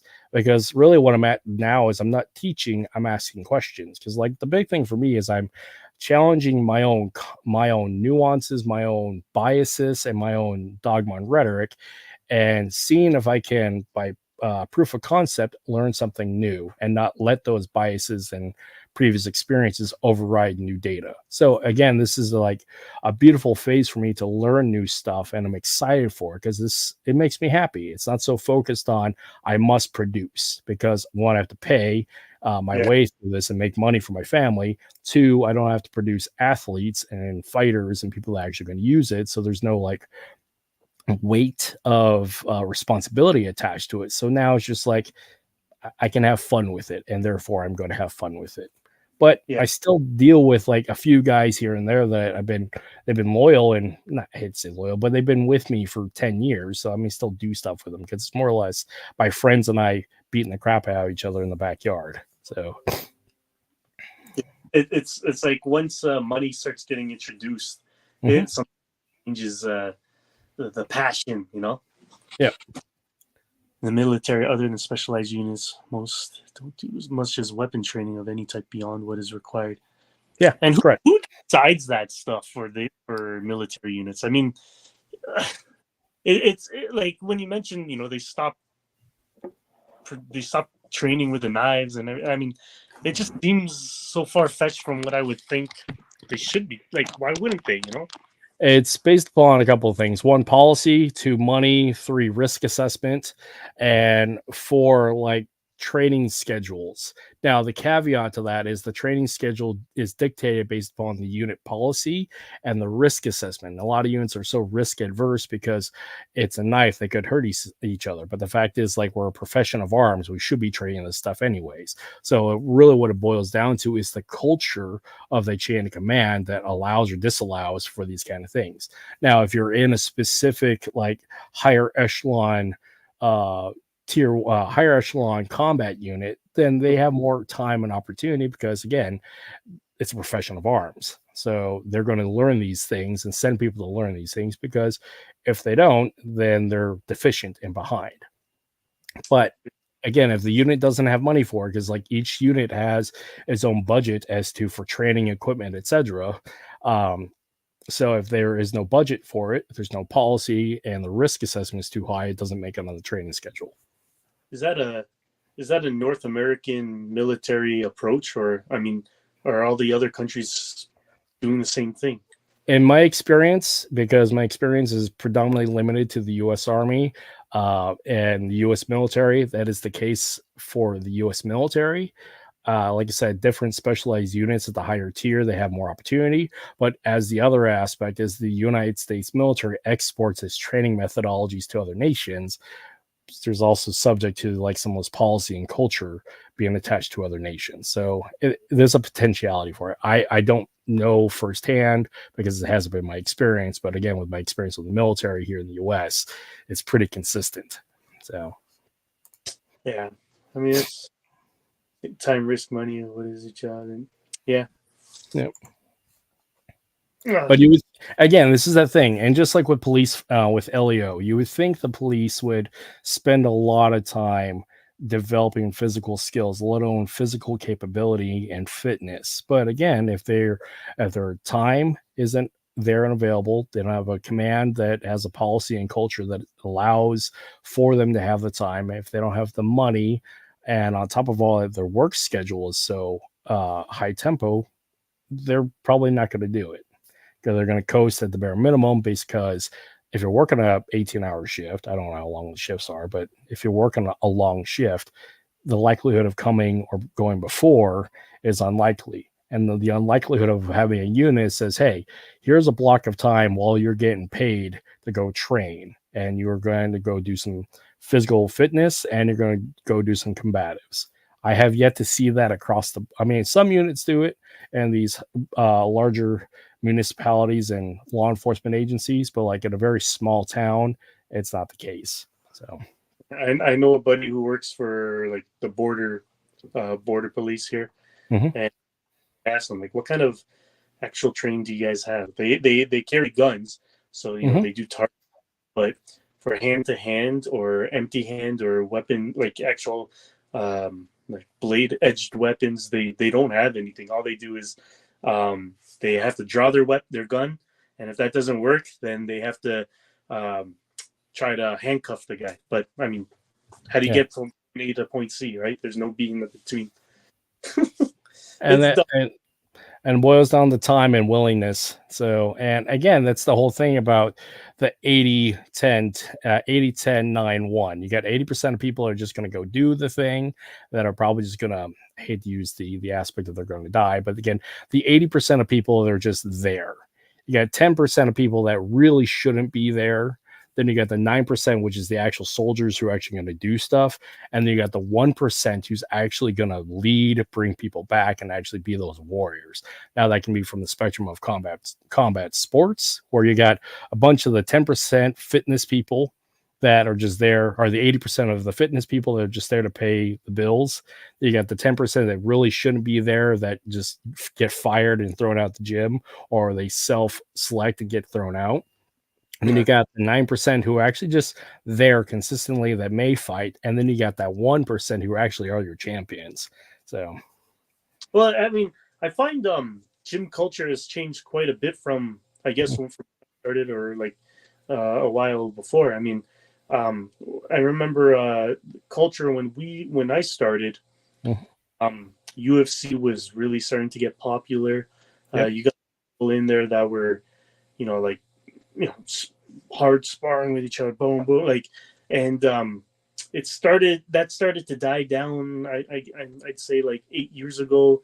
Mhm. Um, and more of Jiu-jitsu fitness model. like a fitness, but I mean not. I mean, of course, not fitness because there's still a lot of people that are still throwing hard. But I mean, like it was just more grungier before, in terms of culture and the way people were there and the way they interacted with each other.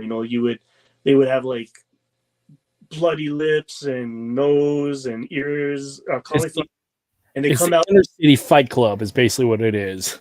like, yeah. I mean, Yeah. I remember that. Like when I got first started sparring in the ring, I didn't know much, but like I was still learning like my strength and like to pull back. I was still learning that. So we started going hard, and it's like it was stuff like that. And lately, it's been like quite different. Yep. Injured, that becomes a really big deal. People, the gym starts worrying about insurance. The coach starts getting in trouble. Yep. It's quite different. Before you get injured and you'd be like, okay, come back I mean, tomorrow. that's what you're here for. You're here to hit people and learn how to get hit. Yeah, Yeah. I mean, and as when we're running the program, I mean, I understand we have to adapt, right, Mhm. to how things are going now. People are more sensitive now. People, just different things like that. We have to watch what we say now. Uh, Mhm. some people have issues with holding a training knife. Yep. Understandable. So, like, we try to adapt to things like that. But no, it was a lot easier before. Oh yeah, there was a very different culture when we were coming up in the martial arts, let alone coming up in our upbringing as people. So, because like and I make reference to the inner city fight club, because I mean that was my experience growing up, is that inner city fight club or the YMCA or backyard groups, and it was a different mentality. And I tried to bring that mentality to my little town of Homer, and I was met with a certain level of resistance, but it was still like people aren't exposed to it, therefore the culture isn't supportive of it. Because I mean, if you're in a very suburban, like middle class America or middle class Canada, I can't imagine like soccer mom being happy enough with going to a fight gym versus like people who grow up, I hate to say it, grow up in the hood, grow up in the trailer park, people who grow up rough and tumble, they're more likely to go into a fight gym. And it's a different mentality because they have a different resiliency, and a lot of it is they come from trauma, and the fight gym is a place to express that trauma and work their way through it and do something productive with it. The soccer moms you were mentioning, I mean, that's a whole nother thing because I mean, those soccer moms, even though you don't want to like just say be nice, like they're soccer moms, but the problem is those are the people that are going to Pay your bills. pay your bills, guide your destiny. Meaning, like Mm-hmm. if their kids train with you, then you're shit out of luck, right? Yep. So it's you have to also cater to the people who are not even trained, but the people who are paying for the money when it becomes a business. I mean that's the thing, right? I mean, when money's not involved, then it's like pure passion. You're running a program for just to grow the group and to make your group stronger and get more students and continue growing. But once money starts getting involved, then it's like, oh man, you start having to worry about different things. And Mm-hmm. but I mean, I guess that's the natural evolution of things. What works out for our group, and I think it's quite different from a lot of the old school FMA teachers, is that a lot of the old ways was you have the one guy and then he runs everything, runs Mm-hmm. marketing, runs the curriculum, runs this, and when shit hits the fan because not one person could do all of that, Yep. then they start the way others blaming other, like all that kind of bullshit. The way we did things from the beginning was that we kind of made it clear as to like who we had different roles. So like I have help running the program. I'll Mm-hmm. lead the program in curriculum and everything like that. And then I got a senior student, Earl, who handles our social and our business, and then I got Mm-hmm. another our coordination, Gerald and Barbara. Like we, um, it's very clear as to what everyone's job is, right? Yep. And then it works better out that way because again, I don't, I don't handle the social media type thing. So I'm, because that's not my strength. I'm not going to screw it up and blame someone else. Like, we work together on getting things done.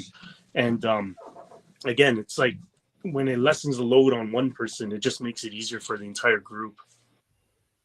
Yeah, and that's actually very similar, but in a way of failure that happened to me because like the original intention with my gym KB Martial Athletics is I create a collaborative effort between majority of a bunch of clubs here in town. So we had a Tai Chi group, we had the Shotokan Karate Club, we have a little bit of like fitness boxing. There was a Shuhari Kempo group. There was a little bit of Krav Maga, and we were all sharing the same space, but like nobody was really making money at it. Nobody was really succeeding at it. We were just barely scraping by. So my thought when I moved to town is like, and getting involved with these groups is like, why not do this full time? Have somebody manage the schedule, manage the public facing, and just like essentially just create a job for myself. And in the process of doing that, I created a job, but didn't actually know how to run a business. But so I had all these groups put together, and we had like 300 people on the books collectively. But managing all of that, one, I'm a terrible businessman. Period. I'm an okay marketer. I'm an okay like front man talking to public interface and dealing with like our social programs and dealing with the community.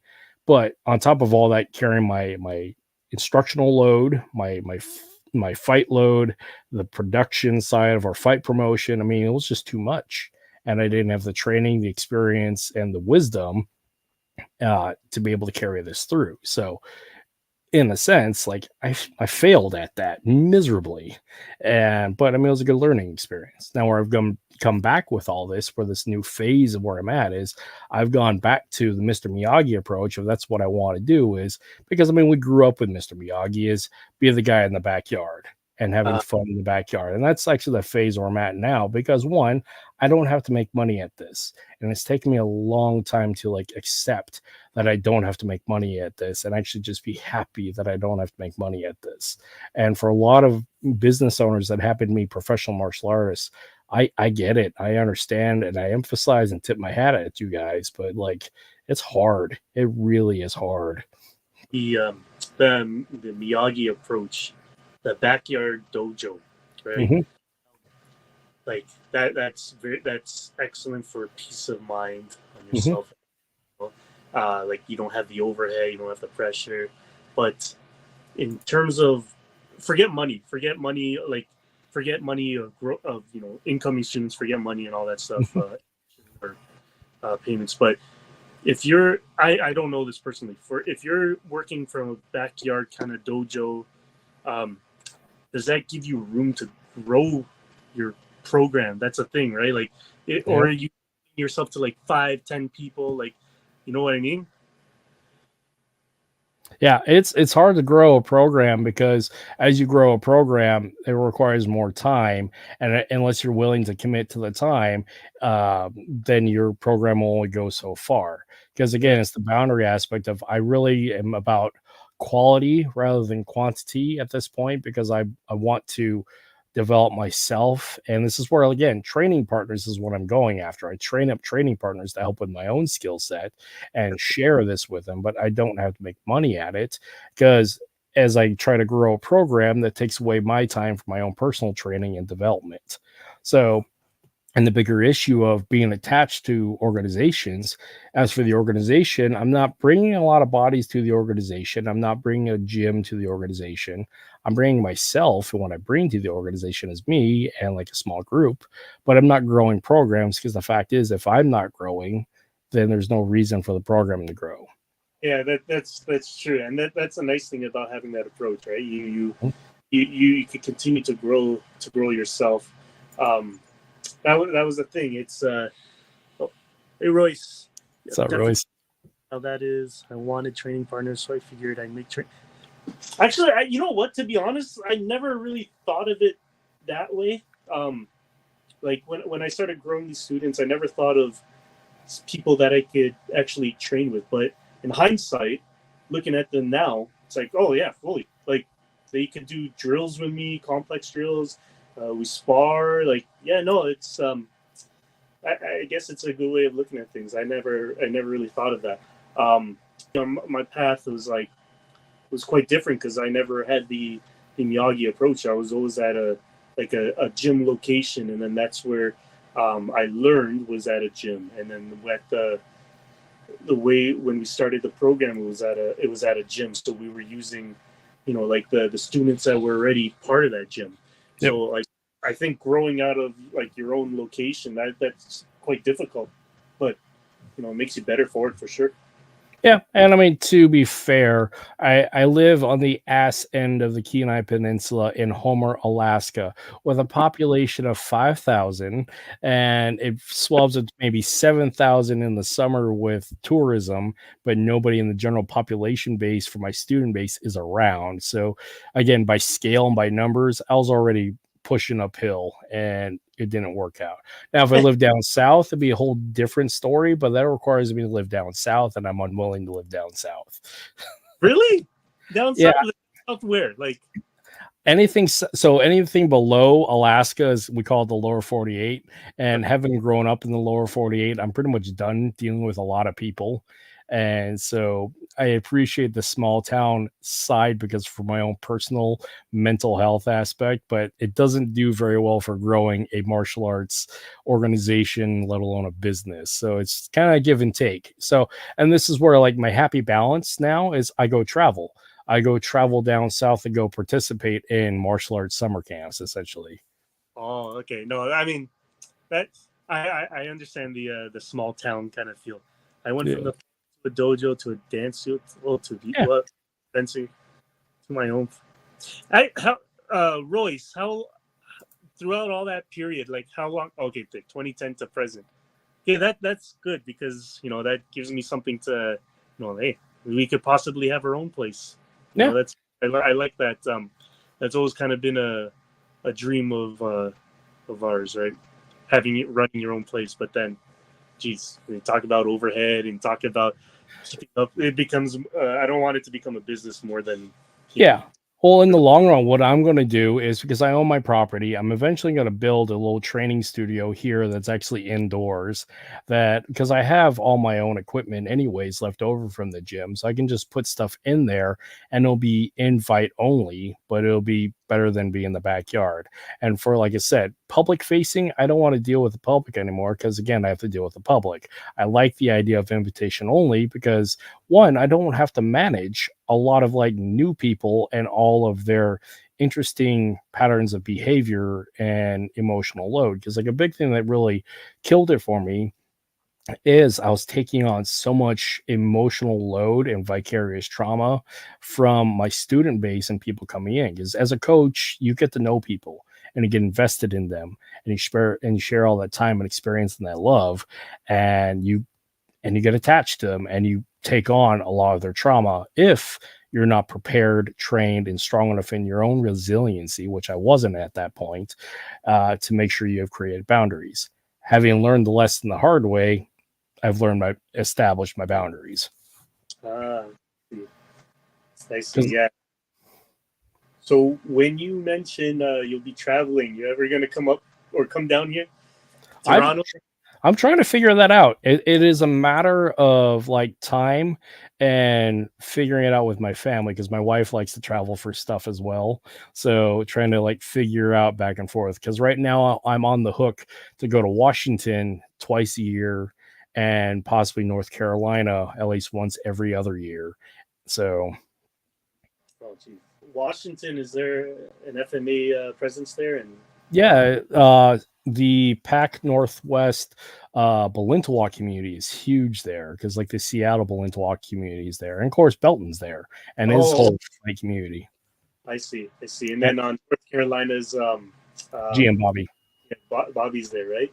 Yeah, I got to meet him once. I went to one of the seminars in Toronto. Yeah, he's a cool guy. I love GM Bobby. He's a great human being. Yeah, like that's what I found with him. He's like super. He was quite different from the other like GMs and GTs. Like he's open joker and everything like that. Always talked about how friggin' handsome he is, and yeah, he do the thumb joke with you.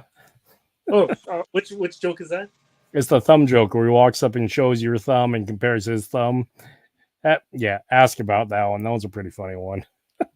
You explain that one? I'll explain that one offline. Oh, okay, never mind.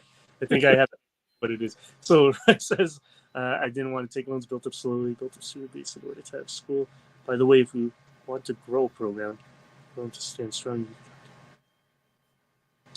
Yes, navigate, being a teacher and a business. Yeah, that's exactly kind of like what I was saying as well. Is I'm not the most I'm not business savvy as a, so one of my our senior students, he's good at that, so he handles the business side for us. And it's got to be that trust that you have between yourself and the people who are helping running your program, right? Myself, Park Dance Studios teamed up with an instructor, had keto, and finally on my own started. So I mean, what I take from it is like it's quite a long journey to be able to run your own thing, right? Yeah, it is a long journey because like technically I started teaching at 16 because I was teaching in whatever studio I was in because I was a black belt in Taekwondo, and so I just happened to be there and I would make side money that way. But I wasn't ever consistent because I moved every 3 years or more often than that. So it was taking where I can. Because like I taught Taekwondo and karate at the YMCA for a while. And I mean, it's all like depending upon where you're at. So if you're stationary, you can build up a presence. So and it takes time because like where I originally had started here in Homer is I had a small group of guys that I trained in the backyard and in the park. Then I got attached to the Shotokan Club and was a guest instructor there, then became my own instructor with my own program, created the organization, did the business, and the rest is history. But it's a long process. One of the things I like about being in Toronto is that there's a good amount of like other FMA schools around the area. Yeah. Probably not nearly as much as in the U.S. I'm sure of that. I But mean, you there's got yourself, you got Union, you got Paulo. Let's see, you also got like there's Zerger's yep, guys, there's Joe's guys, there's like Garducci guy. Like there's yeah. a like a small, not nearly as much as the States, but I like that there's other groups there, right? So For such a small space, like a little, like a city. I mean, if you have five, that's more than most places in the U.S. really, I mean, Yeah, so it's by scale based upon population center and cultural centers. Because, like, say, Stockton. I mean, Stockton is the mecca of Serrata, and Southern California is pretty much the basis for obviously West Coast FMA. But there's so much there, but there's also so many Filipinos there and combat sports gyms there, so it's a natural like thing to occur. and it's kind of like a rougher area, Stockton, right? So it's like Yeah. there's a different culture there. But what again, like for Toronto, we got a group of like several groups, just say. But the nice thing is that we like to spread out. Hmm. I'll send our guys to go to another group to train with them to like learn from them. I always have open invites for other groups to come to ours. Hmm. Um, the only thing is like when it comes to sparring, which is for me, it's like that's the ultimate goal is having people come here to spar. We go there to Hmm. spar. There's very few around here that are willing to. Yep. That's the thing. I mean, we got Paulos and FAC, boudoir guys. Like these are the only ones that we really know of that openly come. And then you got Yeah. like there's like individuals coming in and out. But that's the ultimate goal is to try to like I want the community to all get together and smash. But Hmm. it's not like I mean not an ego type. Like it's nothing to do with like dojo style. Like we're better than you. Like No, this but is you want to increase your skill level and you want to have a measure of your skill. And I always wonder, like, what is it that causes people not to want to do this? Especially, I mean, I'm not talking about newer people who never got hit by a stick, but I'm saying like these seasoned instructors or these grandmasters and everything. Like, what is it that keeps them from wanting to put themselves out there and spar with other groups? I mean, Risk and ego. I mean, a lot of it is the risk of breaking their ego, risk of shutting down the mystique of their capability. I mean, it's a lot of it's ego based and fear based. So how do you break that fear? Break, yeah, what can you do? where I see it, and yeah, and people don't like getting hit. Ego, yeah, then risk aversion. There's that. The thing where I have found like the difference between FMAers and other and combat sports FMAers is the combat sports people. If they start in combat sports, whether it's boxing, jujitsu, MMA, Muay Thai, they're used to getting hit. They have that combative background that has tested their physical martial prowess with real life consequences. So they're already tested that way. They have Mhm. a stronger sense of self confidence and capability. When you're dealing with a theoreticist, a culturalist, an artist who wants to be this but is so risk averse or just doesn't have like the experience and exposure to it, they're going to have that higher risk aversion to like participating because of risk of injury and risk of ego. And this is where I tailor toward combat sports because combat sports is proven and tested. You get in the cage, you get in the ring, get on the mat, you test your skill set, you win, you lose, and you go back to the gym and try and get better at it. And you build up enough resiliency and experience with that. you're more than willing to go jump in the ring in the cage and go do new things because your ego is lessened in a lot of ways because you've been there and done that. So So, at least that's been my experience. so for me, when I started out, like we were sparring. That's the thing. Like as a Mhm. student, we were sparring. So these other grandmasters or instructors that we're talking about that you know does that mean when they were learning they didn't spar? Like Honestly, and that is the other aspect of the mystique of the martial art because you're consistently relying on the stories and glory of the grandmaster in their heyday, but who was actually there was the documentation, how much has been watered down over time, and without video documentation, I mean, it's all like by word of mouth and account, and it's all anecdotal. yeah, and then So that makes and then Filipinos are like yeah, everything we say is like 95% fake. yeah. So and It's this sad though because it's like we have one of our students is a historical African martial arts guy, right? yeah, I've been liking his content. Everything is like documented from like ancient times. He could say like this guy back in blah blah blah. He moved like it was all like boom boom boom. And then for us, it's like we're not even that old in terms of in terms of history with FMA, and we're like we don't even know what we did 10 years ago because people are it wasn't videotaped, and people are let just alone let stories. alone 70 years ago during the insurrection, occupation, and revolution back in the islands. So That's one regret that I have. I mean, maybe we should have chosen a martial art that's documented. yeah. Oh well. But we have the opportunity, and this is like leads into like a common theme that we run into within the FMA community is politics, uniformity, and how do we make commonalities to unify for the future so we can eliminate the bullshit because we are renowned for our political bullshit. Yeah, and I propose the question as much as I can is how do we eliminate FMA politics? How do you minimize your own exposure to FMA politics, being participants in it, and how do you think you can change it, or what are you doing to change it with your own group? yeah. I mean, like again, we're constantly like telling our guys to go to other groups to train, right? Mhm. Um, I mean, really, I mean, I think when it comes to other groups or other instructors not telling their guys to come to ours to train with, I think it is an ego thing where they don't want to lose students because maybe Yeah. it's their full time job. Maybe it comes to insecurity.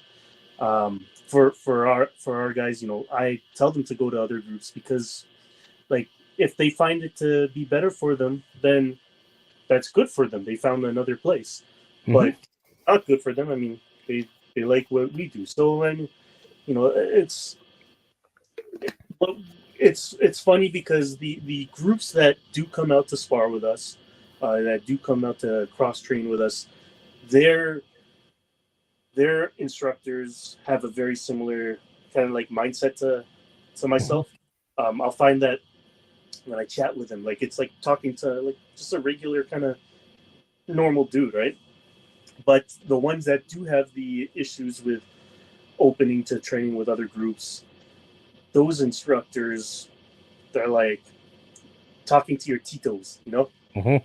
I mean, like talking to your uncle who's like, you know, chismis. Yeah. Did I say? Cheese Musa. It's Yeah. like it's like that. Like it's like Yeah. talking to aunt who's talking about one of Oh, the henpecking. Yeah. that's for so those groups that don't come out to train with us, you'll find that their instructors are very much like that. Mhm. Like oh, and those are the instructors that'll invite you to teach at one of their just say like group yearly seminars like with other instructors. So they But can pick it apart for the next year. yeah, I mean, but we continue to try to reach out to them to keep training with us or to spar with us and train with us. But I mean, that's the thing. It's like we can only control what we do Mhm. group. our group is strong, and we're continuing to grow. Just, that's all we can do. Yep. Like Arnista Mano is the original term. No, it's not. Oh my gosh, Arnista Mano or Hubad, Hubad, Hudak, Anuntukin, Sundukin, Panantukin. Yeah. but all that, like it's all So it's yeah. I mean, so here's my thing, because I come from education, as when FMA people argue about spelling, it's this issue they don't understand language. Is because if you look at the entirety of the archipelago of the Philippines, 7,000 islands, almost 200 distinct different languages, let alone like 1,000 subset dialects and accents.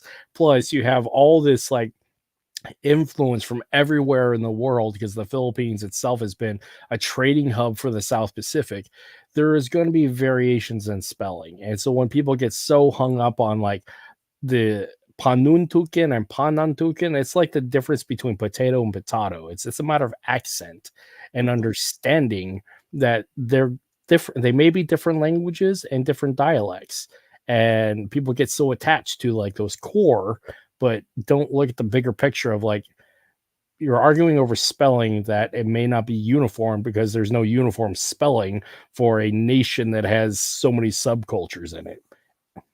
You think like when they're talking about like the actual spelling of it, I mean, it's really only now because of the internet, like, because I mean people are typing it and then people are that's misspelled, because otherwise, like, when you're talking to people, you can say panantukin, panatukin, like, no one's gonna say, wait, how did you pronounce that, or how did you say, but because people are typing, and it's like, all that BS. I mean, who cares? I mean, it doesn't do anything. Like, all the time, students would ask me, what's the difference between our niece and Kali and Eskrima? And I don't know. Depends on who's teaching.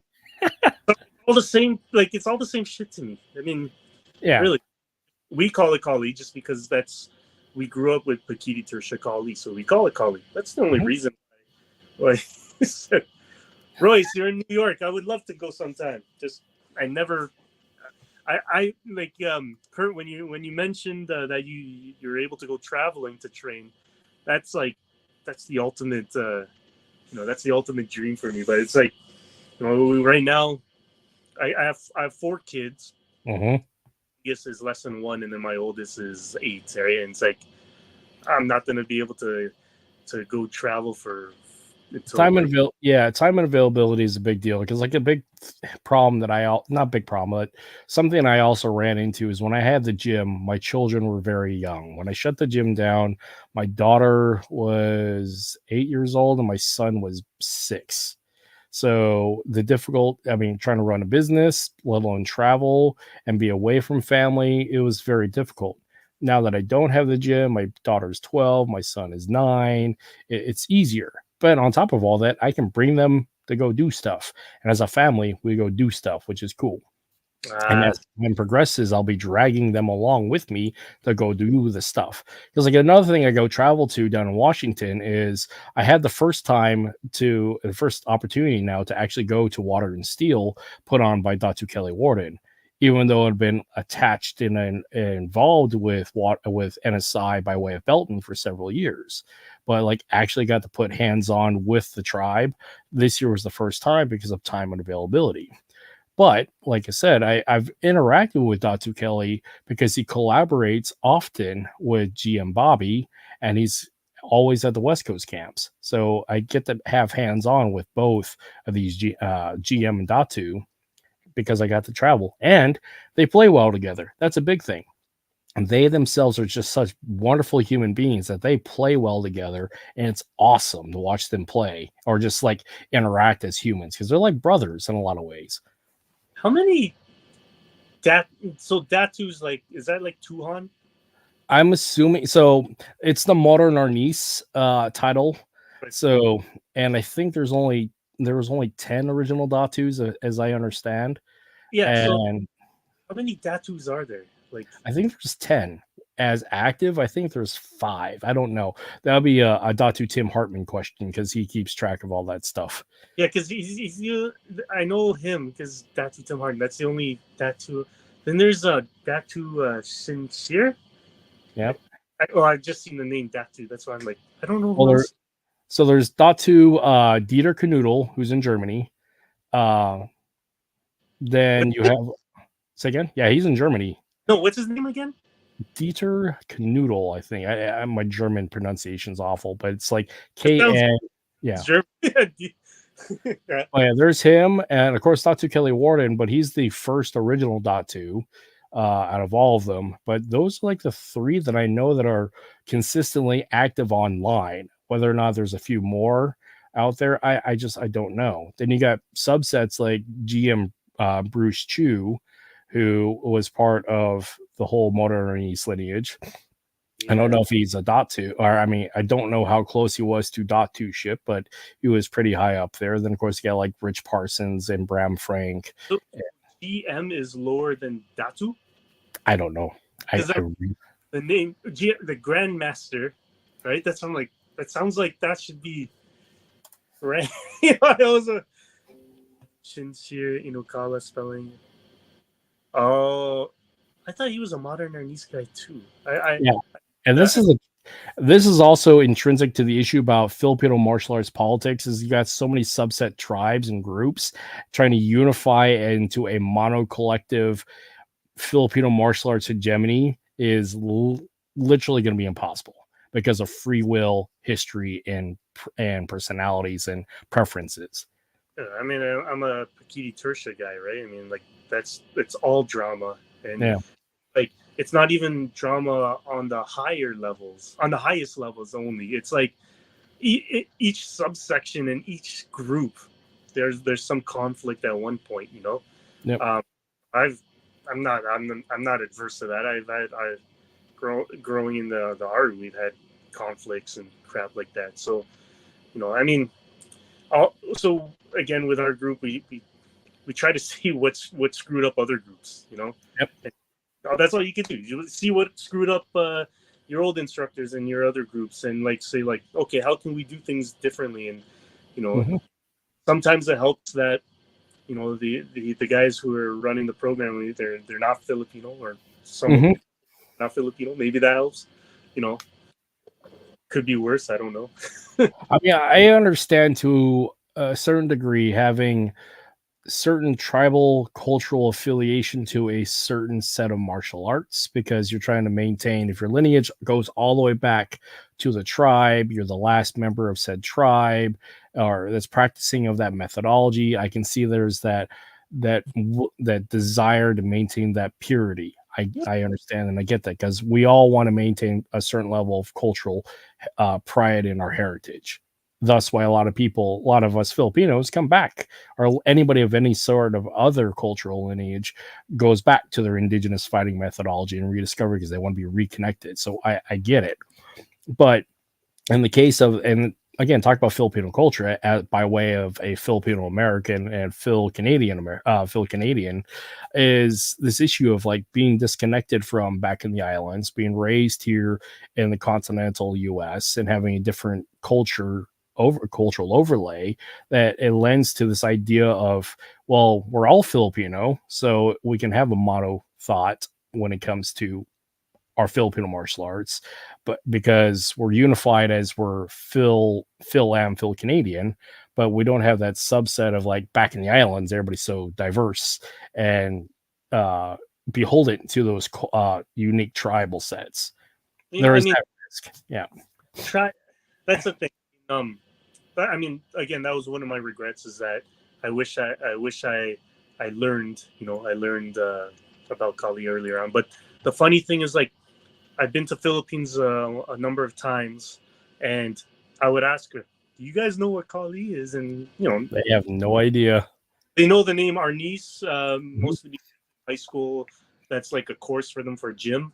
But then, you know, then you go to North America, and there's a good amount of people, you know, again, non-Filipinos mostly, that are like or at least from my experience, non-Filipinos that are like, oh yeah, you guys know this and you know this, you know, I mean, for me again, because I don't speak Tagalog a lot, it took me a while to learn the terms and drills, like specific names that Mm-hmm. we up, like, you know, like making up names. You know, like for example, like Sagong Labo, I used Mm-hmm. to call it Nigang just because it's just like, oh, I know it is Nigang. Echekete, we used to call Etch a Sketch. Yep. What other drills? There's like all this other, you know, the Coup de Puño. We got some stupid name for that. Like that was the way that I learned. And then as soon as I started instructing, I had to take it seriously. But when you mention tribalism, you know, I mean, there's a lot of there's actually a lot of people out there that when they say tribal, they give it like a negative annotation to it. You know, like Yep. the tribal. I mean, when people think tribal, they think cult. Yep. And you know, that's not the case for me, or not what I would think. But when I think tribal, I think like it's a good thing to me. You know, I mean, it shows it shows there's not, I mean, not saying loyalty like, you know, you allegiance and all that stuff, but it shows like a commitment to the group to grow. Mm-hmm. Like it's, you know, you guys are one faction, that you're, you know, you're together as a team. Like it's Kali, it's like a team sport to me, you know. Yeah, it's You built on social contracts. You you belong to it so long as you're adherent to the social contracts.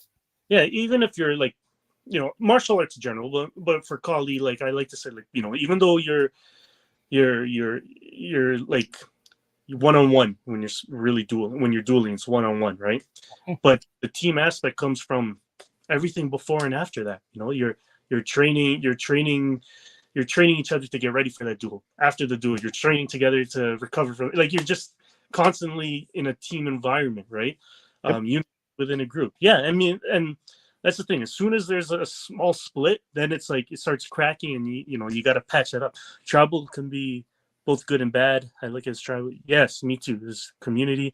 Some people take it as whole scrub level, as in tribe versus tribe. You know, I mean, yeah, I mean that's for me. Like again, like I think of tribe as community as well. You know, Mm-hmm. I think of it as a team. But I mean, even so, like when people say tribe versus tribe, or group versus group, in a competitive fashion, I mean, I very much enjoy that.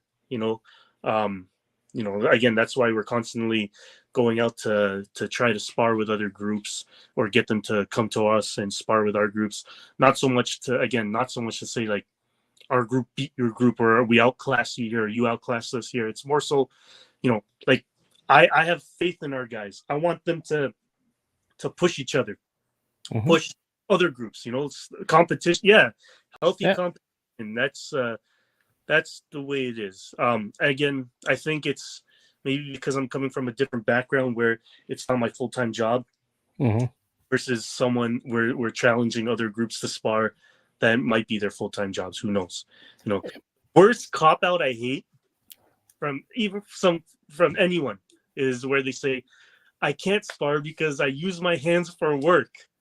Oh my gosh. It's Wear like gloves. Wear gloves. I mean, everyone. I mean, I'm not an IT guy, or I'm not a construction guy, but it's like I have hands too. for work. I mean, like you're on email, we use our hands for work. We pick up our kids, we use our hands. Like I hate it when people say that. I need my hands for work. It's like everyone needs their hands for work and anything. Like We have gloves. We have the technology.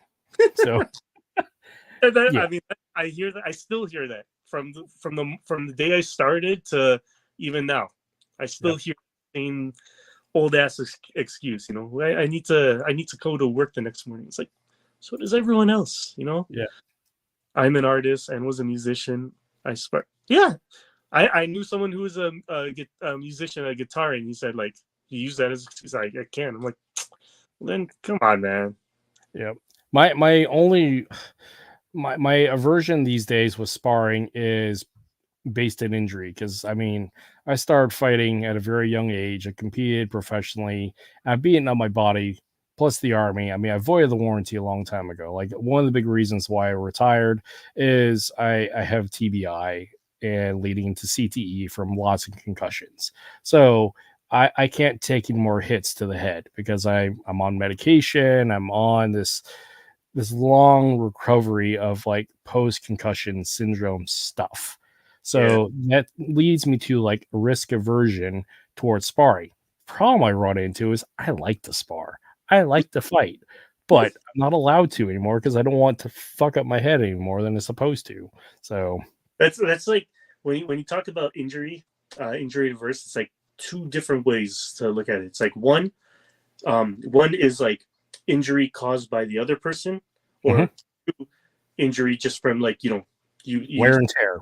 throw out your back, you throw your shoulders messed up because of the amount, like you know what I mean. So it's like both of them. Well, one of them, the one where it's you versus yourself, that's one where it's like, okay, you could kind of like hope you could work to regulate a little bit, but when it's against someone else, especially if it's someone from a different group that doesn't train with you guys, and that's kind of like a different level because you have to like you have to work with them in order to do things safely. But if it's someone you never gone with, you don't know. It's you know what it is. Like that guy could be a super jerk, or like the worst ones are like the ones who are brand new are the worst in terms of like as a white belt, more dangerous, right? They're like, because it's scary. I mean, when I first started, I was also like, I'm pretty sure I was hitting as hard as I could just because I was scared as shit. But then it's also like you don't know their skill level, you don't know their personality, But that's kind of like when you spar with other groups, that's the point, right? When you spar amongst yourselves, you learn each other's timing fast. Oh right? Timing techniques, and then you start picking each other off, and it's like, okay, are you getting better, or is it just because you're understanding what I'm doing because you've been doing it 20 times already, like you know what I mean? So it's like Cooper and I, we've been training together for almost a decade now. We can read and play off of each other no matter what because we've been doing this forever.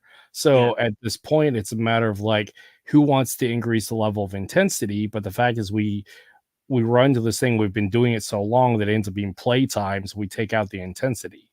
But if we increase the intensity, then it becomes a fight. Now, also like the caveat to sparring. So I can't take any more hits to the head in general. So this is why I had to stop boxing, stop Muay Thai, stop MMA. Doesn't necessarily stop me from jujitsu. Doesn't stop me from doing FMA sparring to a point, and doesn't stop me from HEMA. Problem I run into is I want to do it all, but my body and my brain says you can't. So, can you ever come back from that? Kind of depends on the level of intensity of the individual. Mine is to the case that it's kind of like a ticking time bomb sort of situation because it's not about the level of intensity of the concussion, it's the cumulative effect because I've had so many concussions in a varying degree over the years that it's just like again, it's a ticking time bomb for me. Yeah, the concussions is like you can't really control it because it's insane. Like you get hit any which way. It could cause it or not cause it, right? Yep. 3 to 4 concussions that I can remember, 2 blown knees, still sparring. I hope I don't get any more injury. I mean, I don't know how old you guys are, but I just started. I'm 39, and I'm starting to like I'm starting to feel old man stuff. Like my knee is starting to feel like, oh, like that's not what it felt like last year, that's why it's like, I'm starting to feel some of that crap too. I don't know. I'm fortunate in the sense that at the gym that we teach at, the 47 years old, nice, the only 38, but the owner of our gym, Joey Dillis Reyes, he's like freaking Ninja Turtle. He's like, he's like GI Joe, right? And he's older too, and it's nice because it's like it gives you kind of like something to, work towards. Be like, oh, when I'm your age, I still want to be able to look like you and move like you. It's nice. Like we've been doing some drilling on our side where we're getting away from the FMA and more kind of like, okay, what if the person here is 60? There, any, but it's like we've been doing drillings where it's like like we would experiment. Okay, if you're seated against the wall, have no knife, and the guy has a knife, like Yeah, see kind of yeah. things. We put a gi top on, and when the one guy's like hockey pulling you, pushing, pulling, and stabbing, like see how like things like that, and he's older and he's like totally dominating. Like I'm bigger than him, I'm younger than him, I'm bigger and heavier than him, and it's like he's toying me and stuff. It's like that's kind of like what I want to get to, Yeah. Sometimes I find like with FMA, I mean, not all the cases for sure, not all the cases, but I find with a lot of the cases, like if you look at all these, like a lot of the instructors that are out there, albeit some of them are really old, right? So I Mhm. mean, but a lot of the instructors out there, they're not very much in shape, or No. Yep. they're in a shape, but not, not what you would expect a martial artist to be in, right? Um, I, I don't know what it is. Maybe it's the weapons and makes them, you know, the, the weapon hits you. It doesn't. I don't need to be fit for that, or things like Yeah. that. But Yeah. I don't know. I was kind of fortunate enough to be like from a different community where it's like you have to, be conditioned in order to do this effectively and stuff like that. But Oh yeah. so If you want to be a fighter, you got to be a fighter. That means put the work in. yeah, and I don't know. Maybe it's not just Filipino martial arts, but In my experience, a lot of it has been Filipino martial arts, because of that lack of high risk consequence competition being there. Like Dog Brothers aside, but like across the board, when it's two cats in the bag, stick tag kind of thing, there isn't necessarily a lot of like that high risk sparring physicality and athletic prowess necessary, because you're not conditioning to be 12 rounds in the ring doing a marathon of sprints, because if that's just not something you come from, it's not something that you prepare. And it's the case for a lot of like the FMA community, from the purest FMA community, is they don't have that end goal in mind, that end state, so they don't prepare for it. Because in the case for me, because I didn't grow up in a formalized FMA training set, a lot of my drills come from combat sports, come from military application. So we do a lot. I've done a lot of scenario training, experimental stuff, thought experiments of saying like, how do you win in this situation? Because it's really concept and principle based, leading to an outcome. And the technique isn't really what matters. It's how do you apply in this principle and win the engagement. But we throw a wide variety of different scenarios at you and see how do you manage and make it through. no. I tell you, it's the for I tell you, it's because the the Filipino food is too good. I mean, I love me some lumpia, so I mean, Wait, lumpia is like the healthier. Like you're talking like the fresh lumpia. That's like yeah, that's like a Filipino healthy taco. yeah, That's that's like true. that's the healthiest. I'm Okay, talking lechon then, lechon. Filipino breakfast. I mean, I that's one of my favorite things. We get Filipino breakfast. We get like tocino, longanisa, and it's like that's the worst thing you could have for breakfast because it's like by the It's time so you heavy. Yeah, sleep, but it's the beginning of the day. No, it's like no, the Filipino food is killer like that. But yeah. yeah, no, I mean, I find it weird that a lot of the Filipino instructors, they just don't. They're an unassuming type looking, and maybe they could go the distance and they could throw, but when you talk about like you look at like weak calf, Mhm. these guys could go like their cardio in their arm is probably like crazy because it's just like pop pop pop pop for like Yep. I don't know rounds. I don't know how it works or how long they go for, but it's like that would tire someone out. So they gotta be fit. But You got to be fit to a point, but I mean, there's a difference between fighting fitness and activity. yeah, Because as you're conditioning for a fight, I mean, the way you win a fight is through cardio. So, I mean, it's a yeah. different perspective. So if And then you're, it's like sorry, it's like there's the cardio, so the physical aspect, right? That's Mhm, important. But then also, like the mental, mhm. like you ever like I'm probably not recently, but like you remember when you first started going full contact, and it's like even though it's only just like 2 minutes or 3 minutes, but like you Yeah, would, it's like, yeah, just be, I mean, you're not physically, you physically didn't do like a marathon of like that, but just because like in your head, like it was, you're nervous or you're still, and it's like you gas out within like 1 minute, mhm. right? But really, like you could sprint up a hill for more than a minute. You know what I mean? So it's It's like, that adrenal dump. You don't know how to regulate that adrenaline. yes, and like that is a big reason why all our guys spar so often, is because like that with adrenal dump, that's the one that's like, that's the killer. You know, you can be like the biggest fit guy, muscular guy type thing, but it's like if you crash out in your head, like Mhm. with like, then you'll, and you know, that's the only thing, psychological pressure, yeah. And one of the tactics that I tell our guys when we're sparring is, I will say, act as if, Mhm. right? So I'll be like, um, when you're sparring, even if you're tired, don't show it, right? Mhm. Because even though you're wearing a mask, you can see through the mask a little bit. You see this, you see Yep. this, slow. No, you act as if you're not tired, and then even after the spar, you know, Mhm. walk with your chin in the air, be like a cocky bastard. You know, take off your mask, walk, and like don't even show your mouth is open. Be Um, first, be last mentality. Be the first to hit, be the last. Yeah. and the reason is like I always say, like, the more you start telling yourself this kind of thing, you know, oh, I'm tired, but don't show the other guy I'm tired, or don't act as if I could go another 10 rounds. Mhm. You do that, then you start, your body starts believing it. That worked for me, you know. Yep. So every time I spar, like I'll walk around, like after, like I'll saunter off like Vince McMahon. I'll be like, this is easy type thing, you know.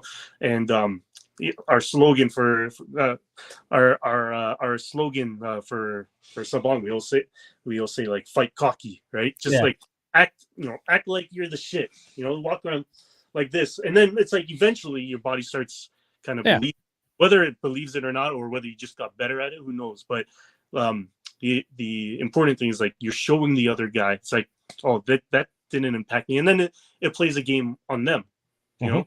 And especially when you're doing, like, when we have spar events, um and two people are going at a time, and then you got a lineup of other fighters waiting to go in. Those guys are watching you, and they're Yep. watching the way. So it's like, you know, you're kind of playing to an audience. Spar these guys, boom, boom, boom, boom, and then after you're tired, walk off and be like, "What's up, you?" And you like, you Yeah. play it off the way, even though you're like dead tired inside. You do that, and it's like you start believing that stuff, you know. Oh yeah, absolutely. For me, I like treating it like playtime because there's that soul level, because it's the intensity of, I have to do this because I'm winning a championship. I have to do this because I need to win this fight for ranking. I have to do this because my life depends upon it. Removing that out of the equation and just doing it for fun, for Yeah, playtime, that is the healthiest mindset I found for me, because it removes that intensity and that risk reward situation. So I may be dog tired, got my ass kicked by a 16-year-old, because I did while I was down at Belton's gym this summer. That was mhm. glorious, by the way. But I had a blast because it was playtime for me. I got to But you be on. better though, right? You find you perform better when you don't Yeah, have that. yeah, exactly. You don't have that, like, that pressure. I use the take it out of your face and put into your heart. No expression at all heart. Oh, Oh yeah, nice. I like that one. it is like Because, but like, the other very telling thing that I ran into is just, I had this reminder, because working, because I spent a week at Belton's gym before West Coast, and so I put in a lot of work with his fighters, and in the process of getting my ass kicked by a 16-year-old, like, in doing rounds, like, there was this one of his athletes, Greg, who's the same age as me, but he's like, no old man talk. And it's like, okay, I got you. I appreciate you. Thank you for that check reminder. But I'm having a great time. So, but it's that removing that intensity and that criticism from yourself, and like, uh you have to do this because your life on the line, removing that out of the equation and just having a healthier mindset, you end up with longevity. You end up with fun. You end up with love. And that ends up being a longer, sustainable approach to martial arts rather than that competitive window where you professionally are capable and have to do it because you're either a professional athlete or you're professional in the aspect of your operational for military and law enforcement. That approach is exactly what Kali, Filipino martial arts Kali is to me. Meaning, like I mean, so so for us, we do a lot. We're heavy with the flow drills. We do a lot Mhm. of flow, and when you get people who are like so in their own head, they're like, oh wait, what's next? Oh, and then when they're in their own head, they become like super stiff. If and yeah, It takes away from everything, right? yep. And it's like, exactly kind of what you said. Like when you take the pressure off, you find yourself, you're already doing the right thing. I mean, Mhm. like times like today, one of our classes today, we're doing a sabayang drill, and he would stop, and then he would be like, "What am I doing?" But then it's like, you look where your hand is. Yeah, you're already doing it without thinking of it. But once you Mhm. start thinking, so it's like the more loose you get, the more fluid you get.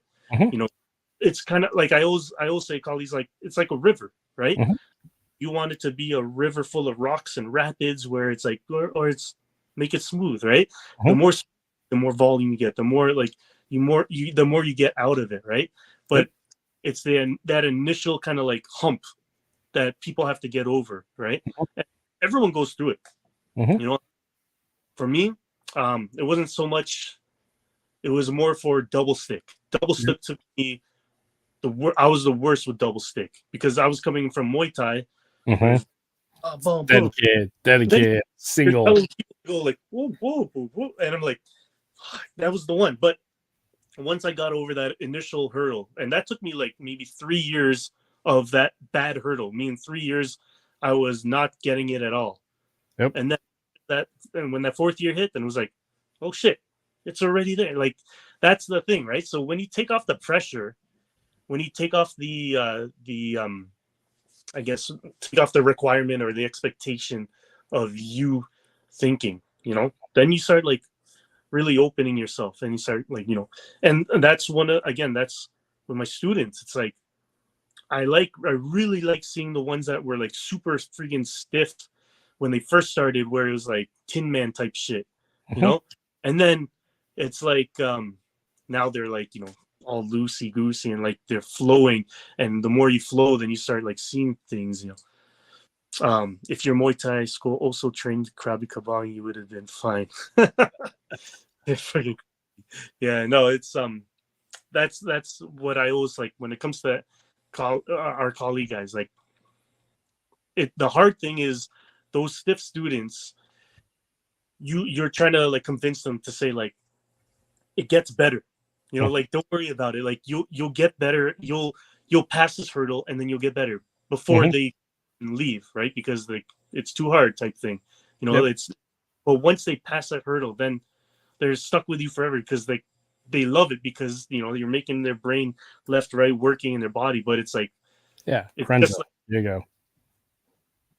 Corenza. Oh yeah, and I love doing the Corenza, and I love seeing our guys do Corenza because everyone has their own kind of like different flow for it, right? Mhm. No, that Corenza is Krenza awesome. is essential. 50 people. Yep. Just like shadow boxing, it is essential. It's meditative. It is problem solving. It is the internal game. So, and it's that internal art, and I love it, especially now that I am free of like those outside pressures of I have to do this. Carenza is an expression of love. And so, like, one of the training methodologies that I would do with my students, especially my teenagers, to loosen them up and help break the ice and those get them out of their head is I would make them dance. I mean, I would spend like, we're going to do 6 rounds. I'm going to throw some hip hop on. You must dance because it breaks down barriers and gets them into their flow. Plus, then it helps teach rhythm, timing. It keeps things fun. And so, what it in the overall, it gets their brain and their body moving in a different way. and it then allows me to like get them to do something because I can tie in what they're attempting to do in their dance to their fighting.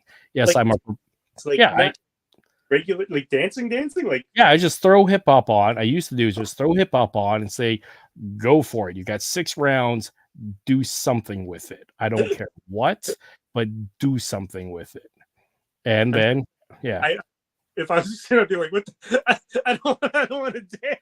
What it is, a big part of that is it breaks down that like the perceived pressure and outside judgment because a lot of the fighting, the mental game is that perceived outside judgment. Yeah. So, and one of the ways to break that down is like let's do expression of joy in dance. In my mind, is the purest form of physical expression of joy and love because you're living in your body and expressing outward of anything that you can. So, just like Carenza, just like shadowboxing, dance is a meditative process to break down barriers and to problem solve your own movement.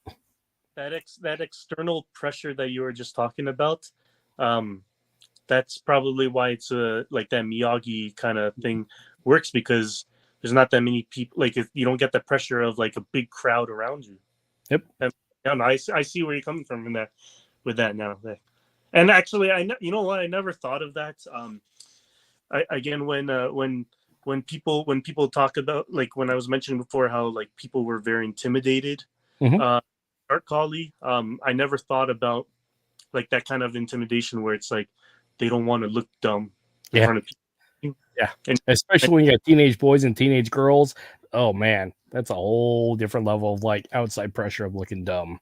especially if you don't understand it when you first, that's the beginning part of teaching Kali is the hardest part just because it's like they don't understand what it's going to lead to, right? Mhm. So it's like you can have them doing like just say 1 and 2, right? Mhm. But then, why am I doing this? But then, once they start, if you keep them long enough, Mhm. interest where they could see like they got better, they could see the progression in Mhm. themselves, then you're golden. But it's always that time like in the beginning where it's like they don't know what it's supposed to be or what it's supposed to turn into, then that's the time where you could risk losing them, and then like that's it. I think Coach Danny messaged something. I just sorry.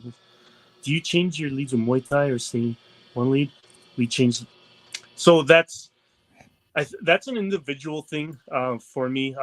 So again, when I started Muay Thai, the reason I like Muay Thai is because I have a dumb, bad personality of like staying in my lane, like where it's like I like to.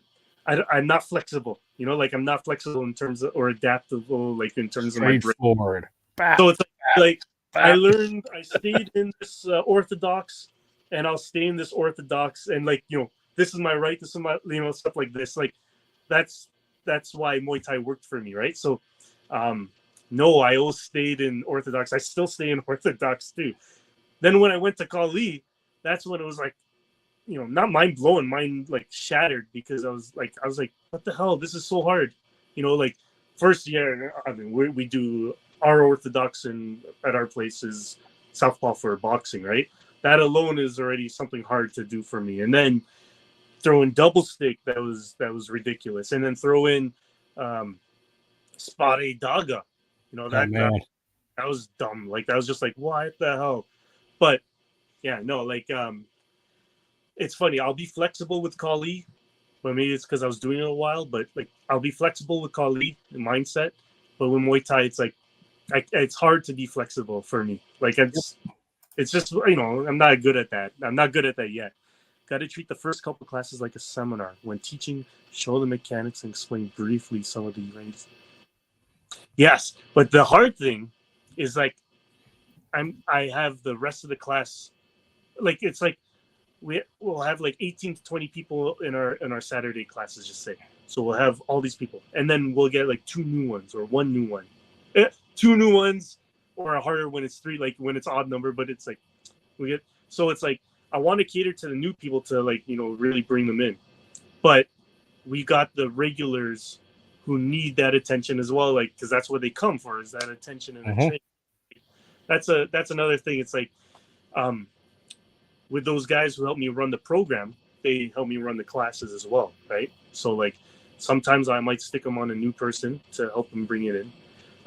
Sometimes I'll switch them up, and then that in itself is another touchy subject because me when I started learning, as I wanted to learn. I wanted like I was very doing it all the time, and I wanted to progress some more advanced techniques. But then the nature of the class at that time, we kept on getting brand new people. So the coach stick me with the new people, which pissed me off because then I'm like, okay, well, I'm not learning anything, right? So You that's got to the thing. start all over again. Yeah. Well, like I'm not learning new. I'm learning old. Like I have to teach this guy how to do it, and to me, that wasn't fair. So that's why, like, whenever we have new people, I have to try to keep that in mind that I'm not sticking our advanced people with them just for the sake of that new person. Yep. Yep. It's a lot of nuances when it comes to crap like that. Yeah, and this is where like breaking the ice.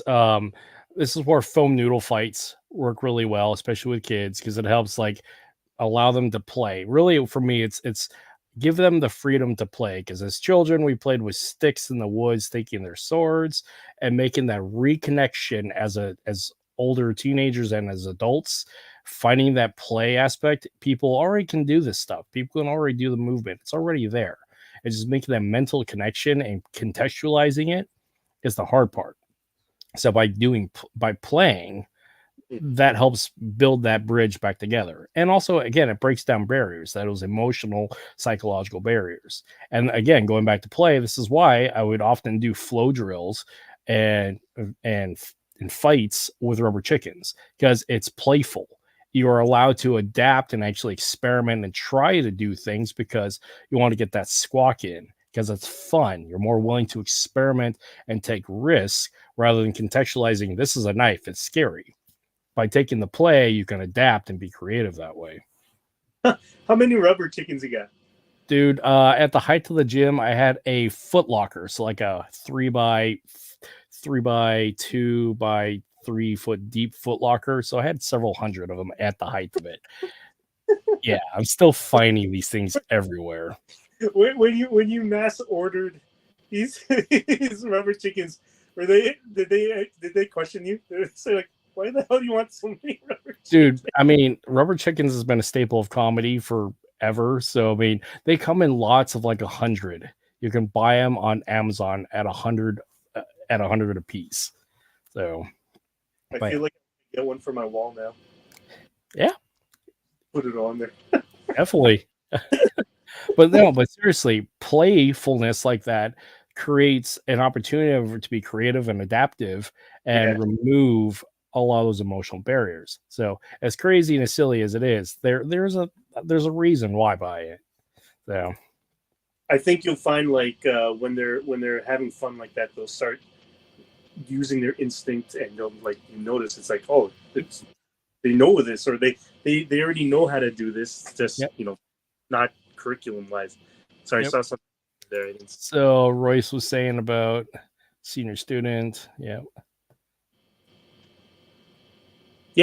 That's the kind of balance I strive for. It's never perfect, but that's what I think that I agree. You should be doing that. We start kids with noodles. Yeah. But hey, Justin, we've been at this for about 2.5 hours. I have a Christmas tree to go decorate with my kids. So I would love to do this again. It's been great getting to know you and talking with you here, because this is really what a podcast gives me the excuse to do, is talk with cool people about interesting stuff. So I'm glad to have this conversation and the gift of your time. So do you have any closing thoughts or anything else you want to share out? I'll throw up your social links here.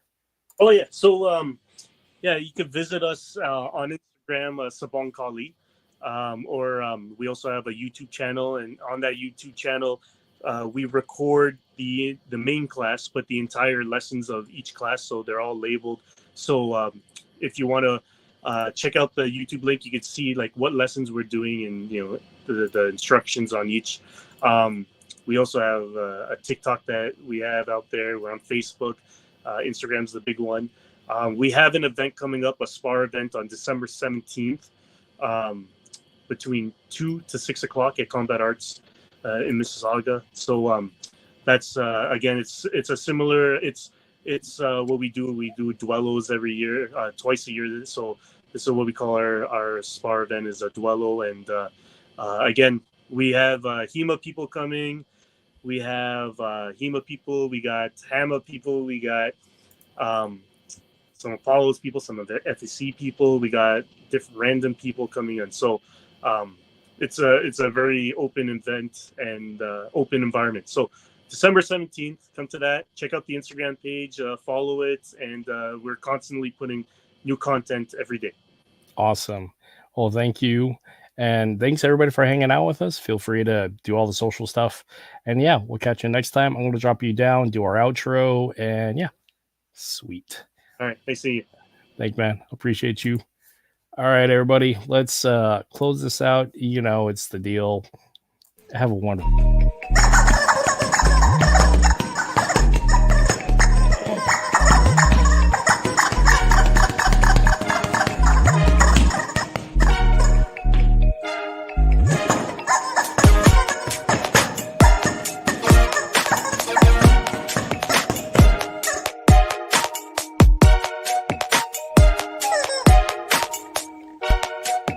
Bye.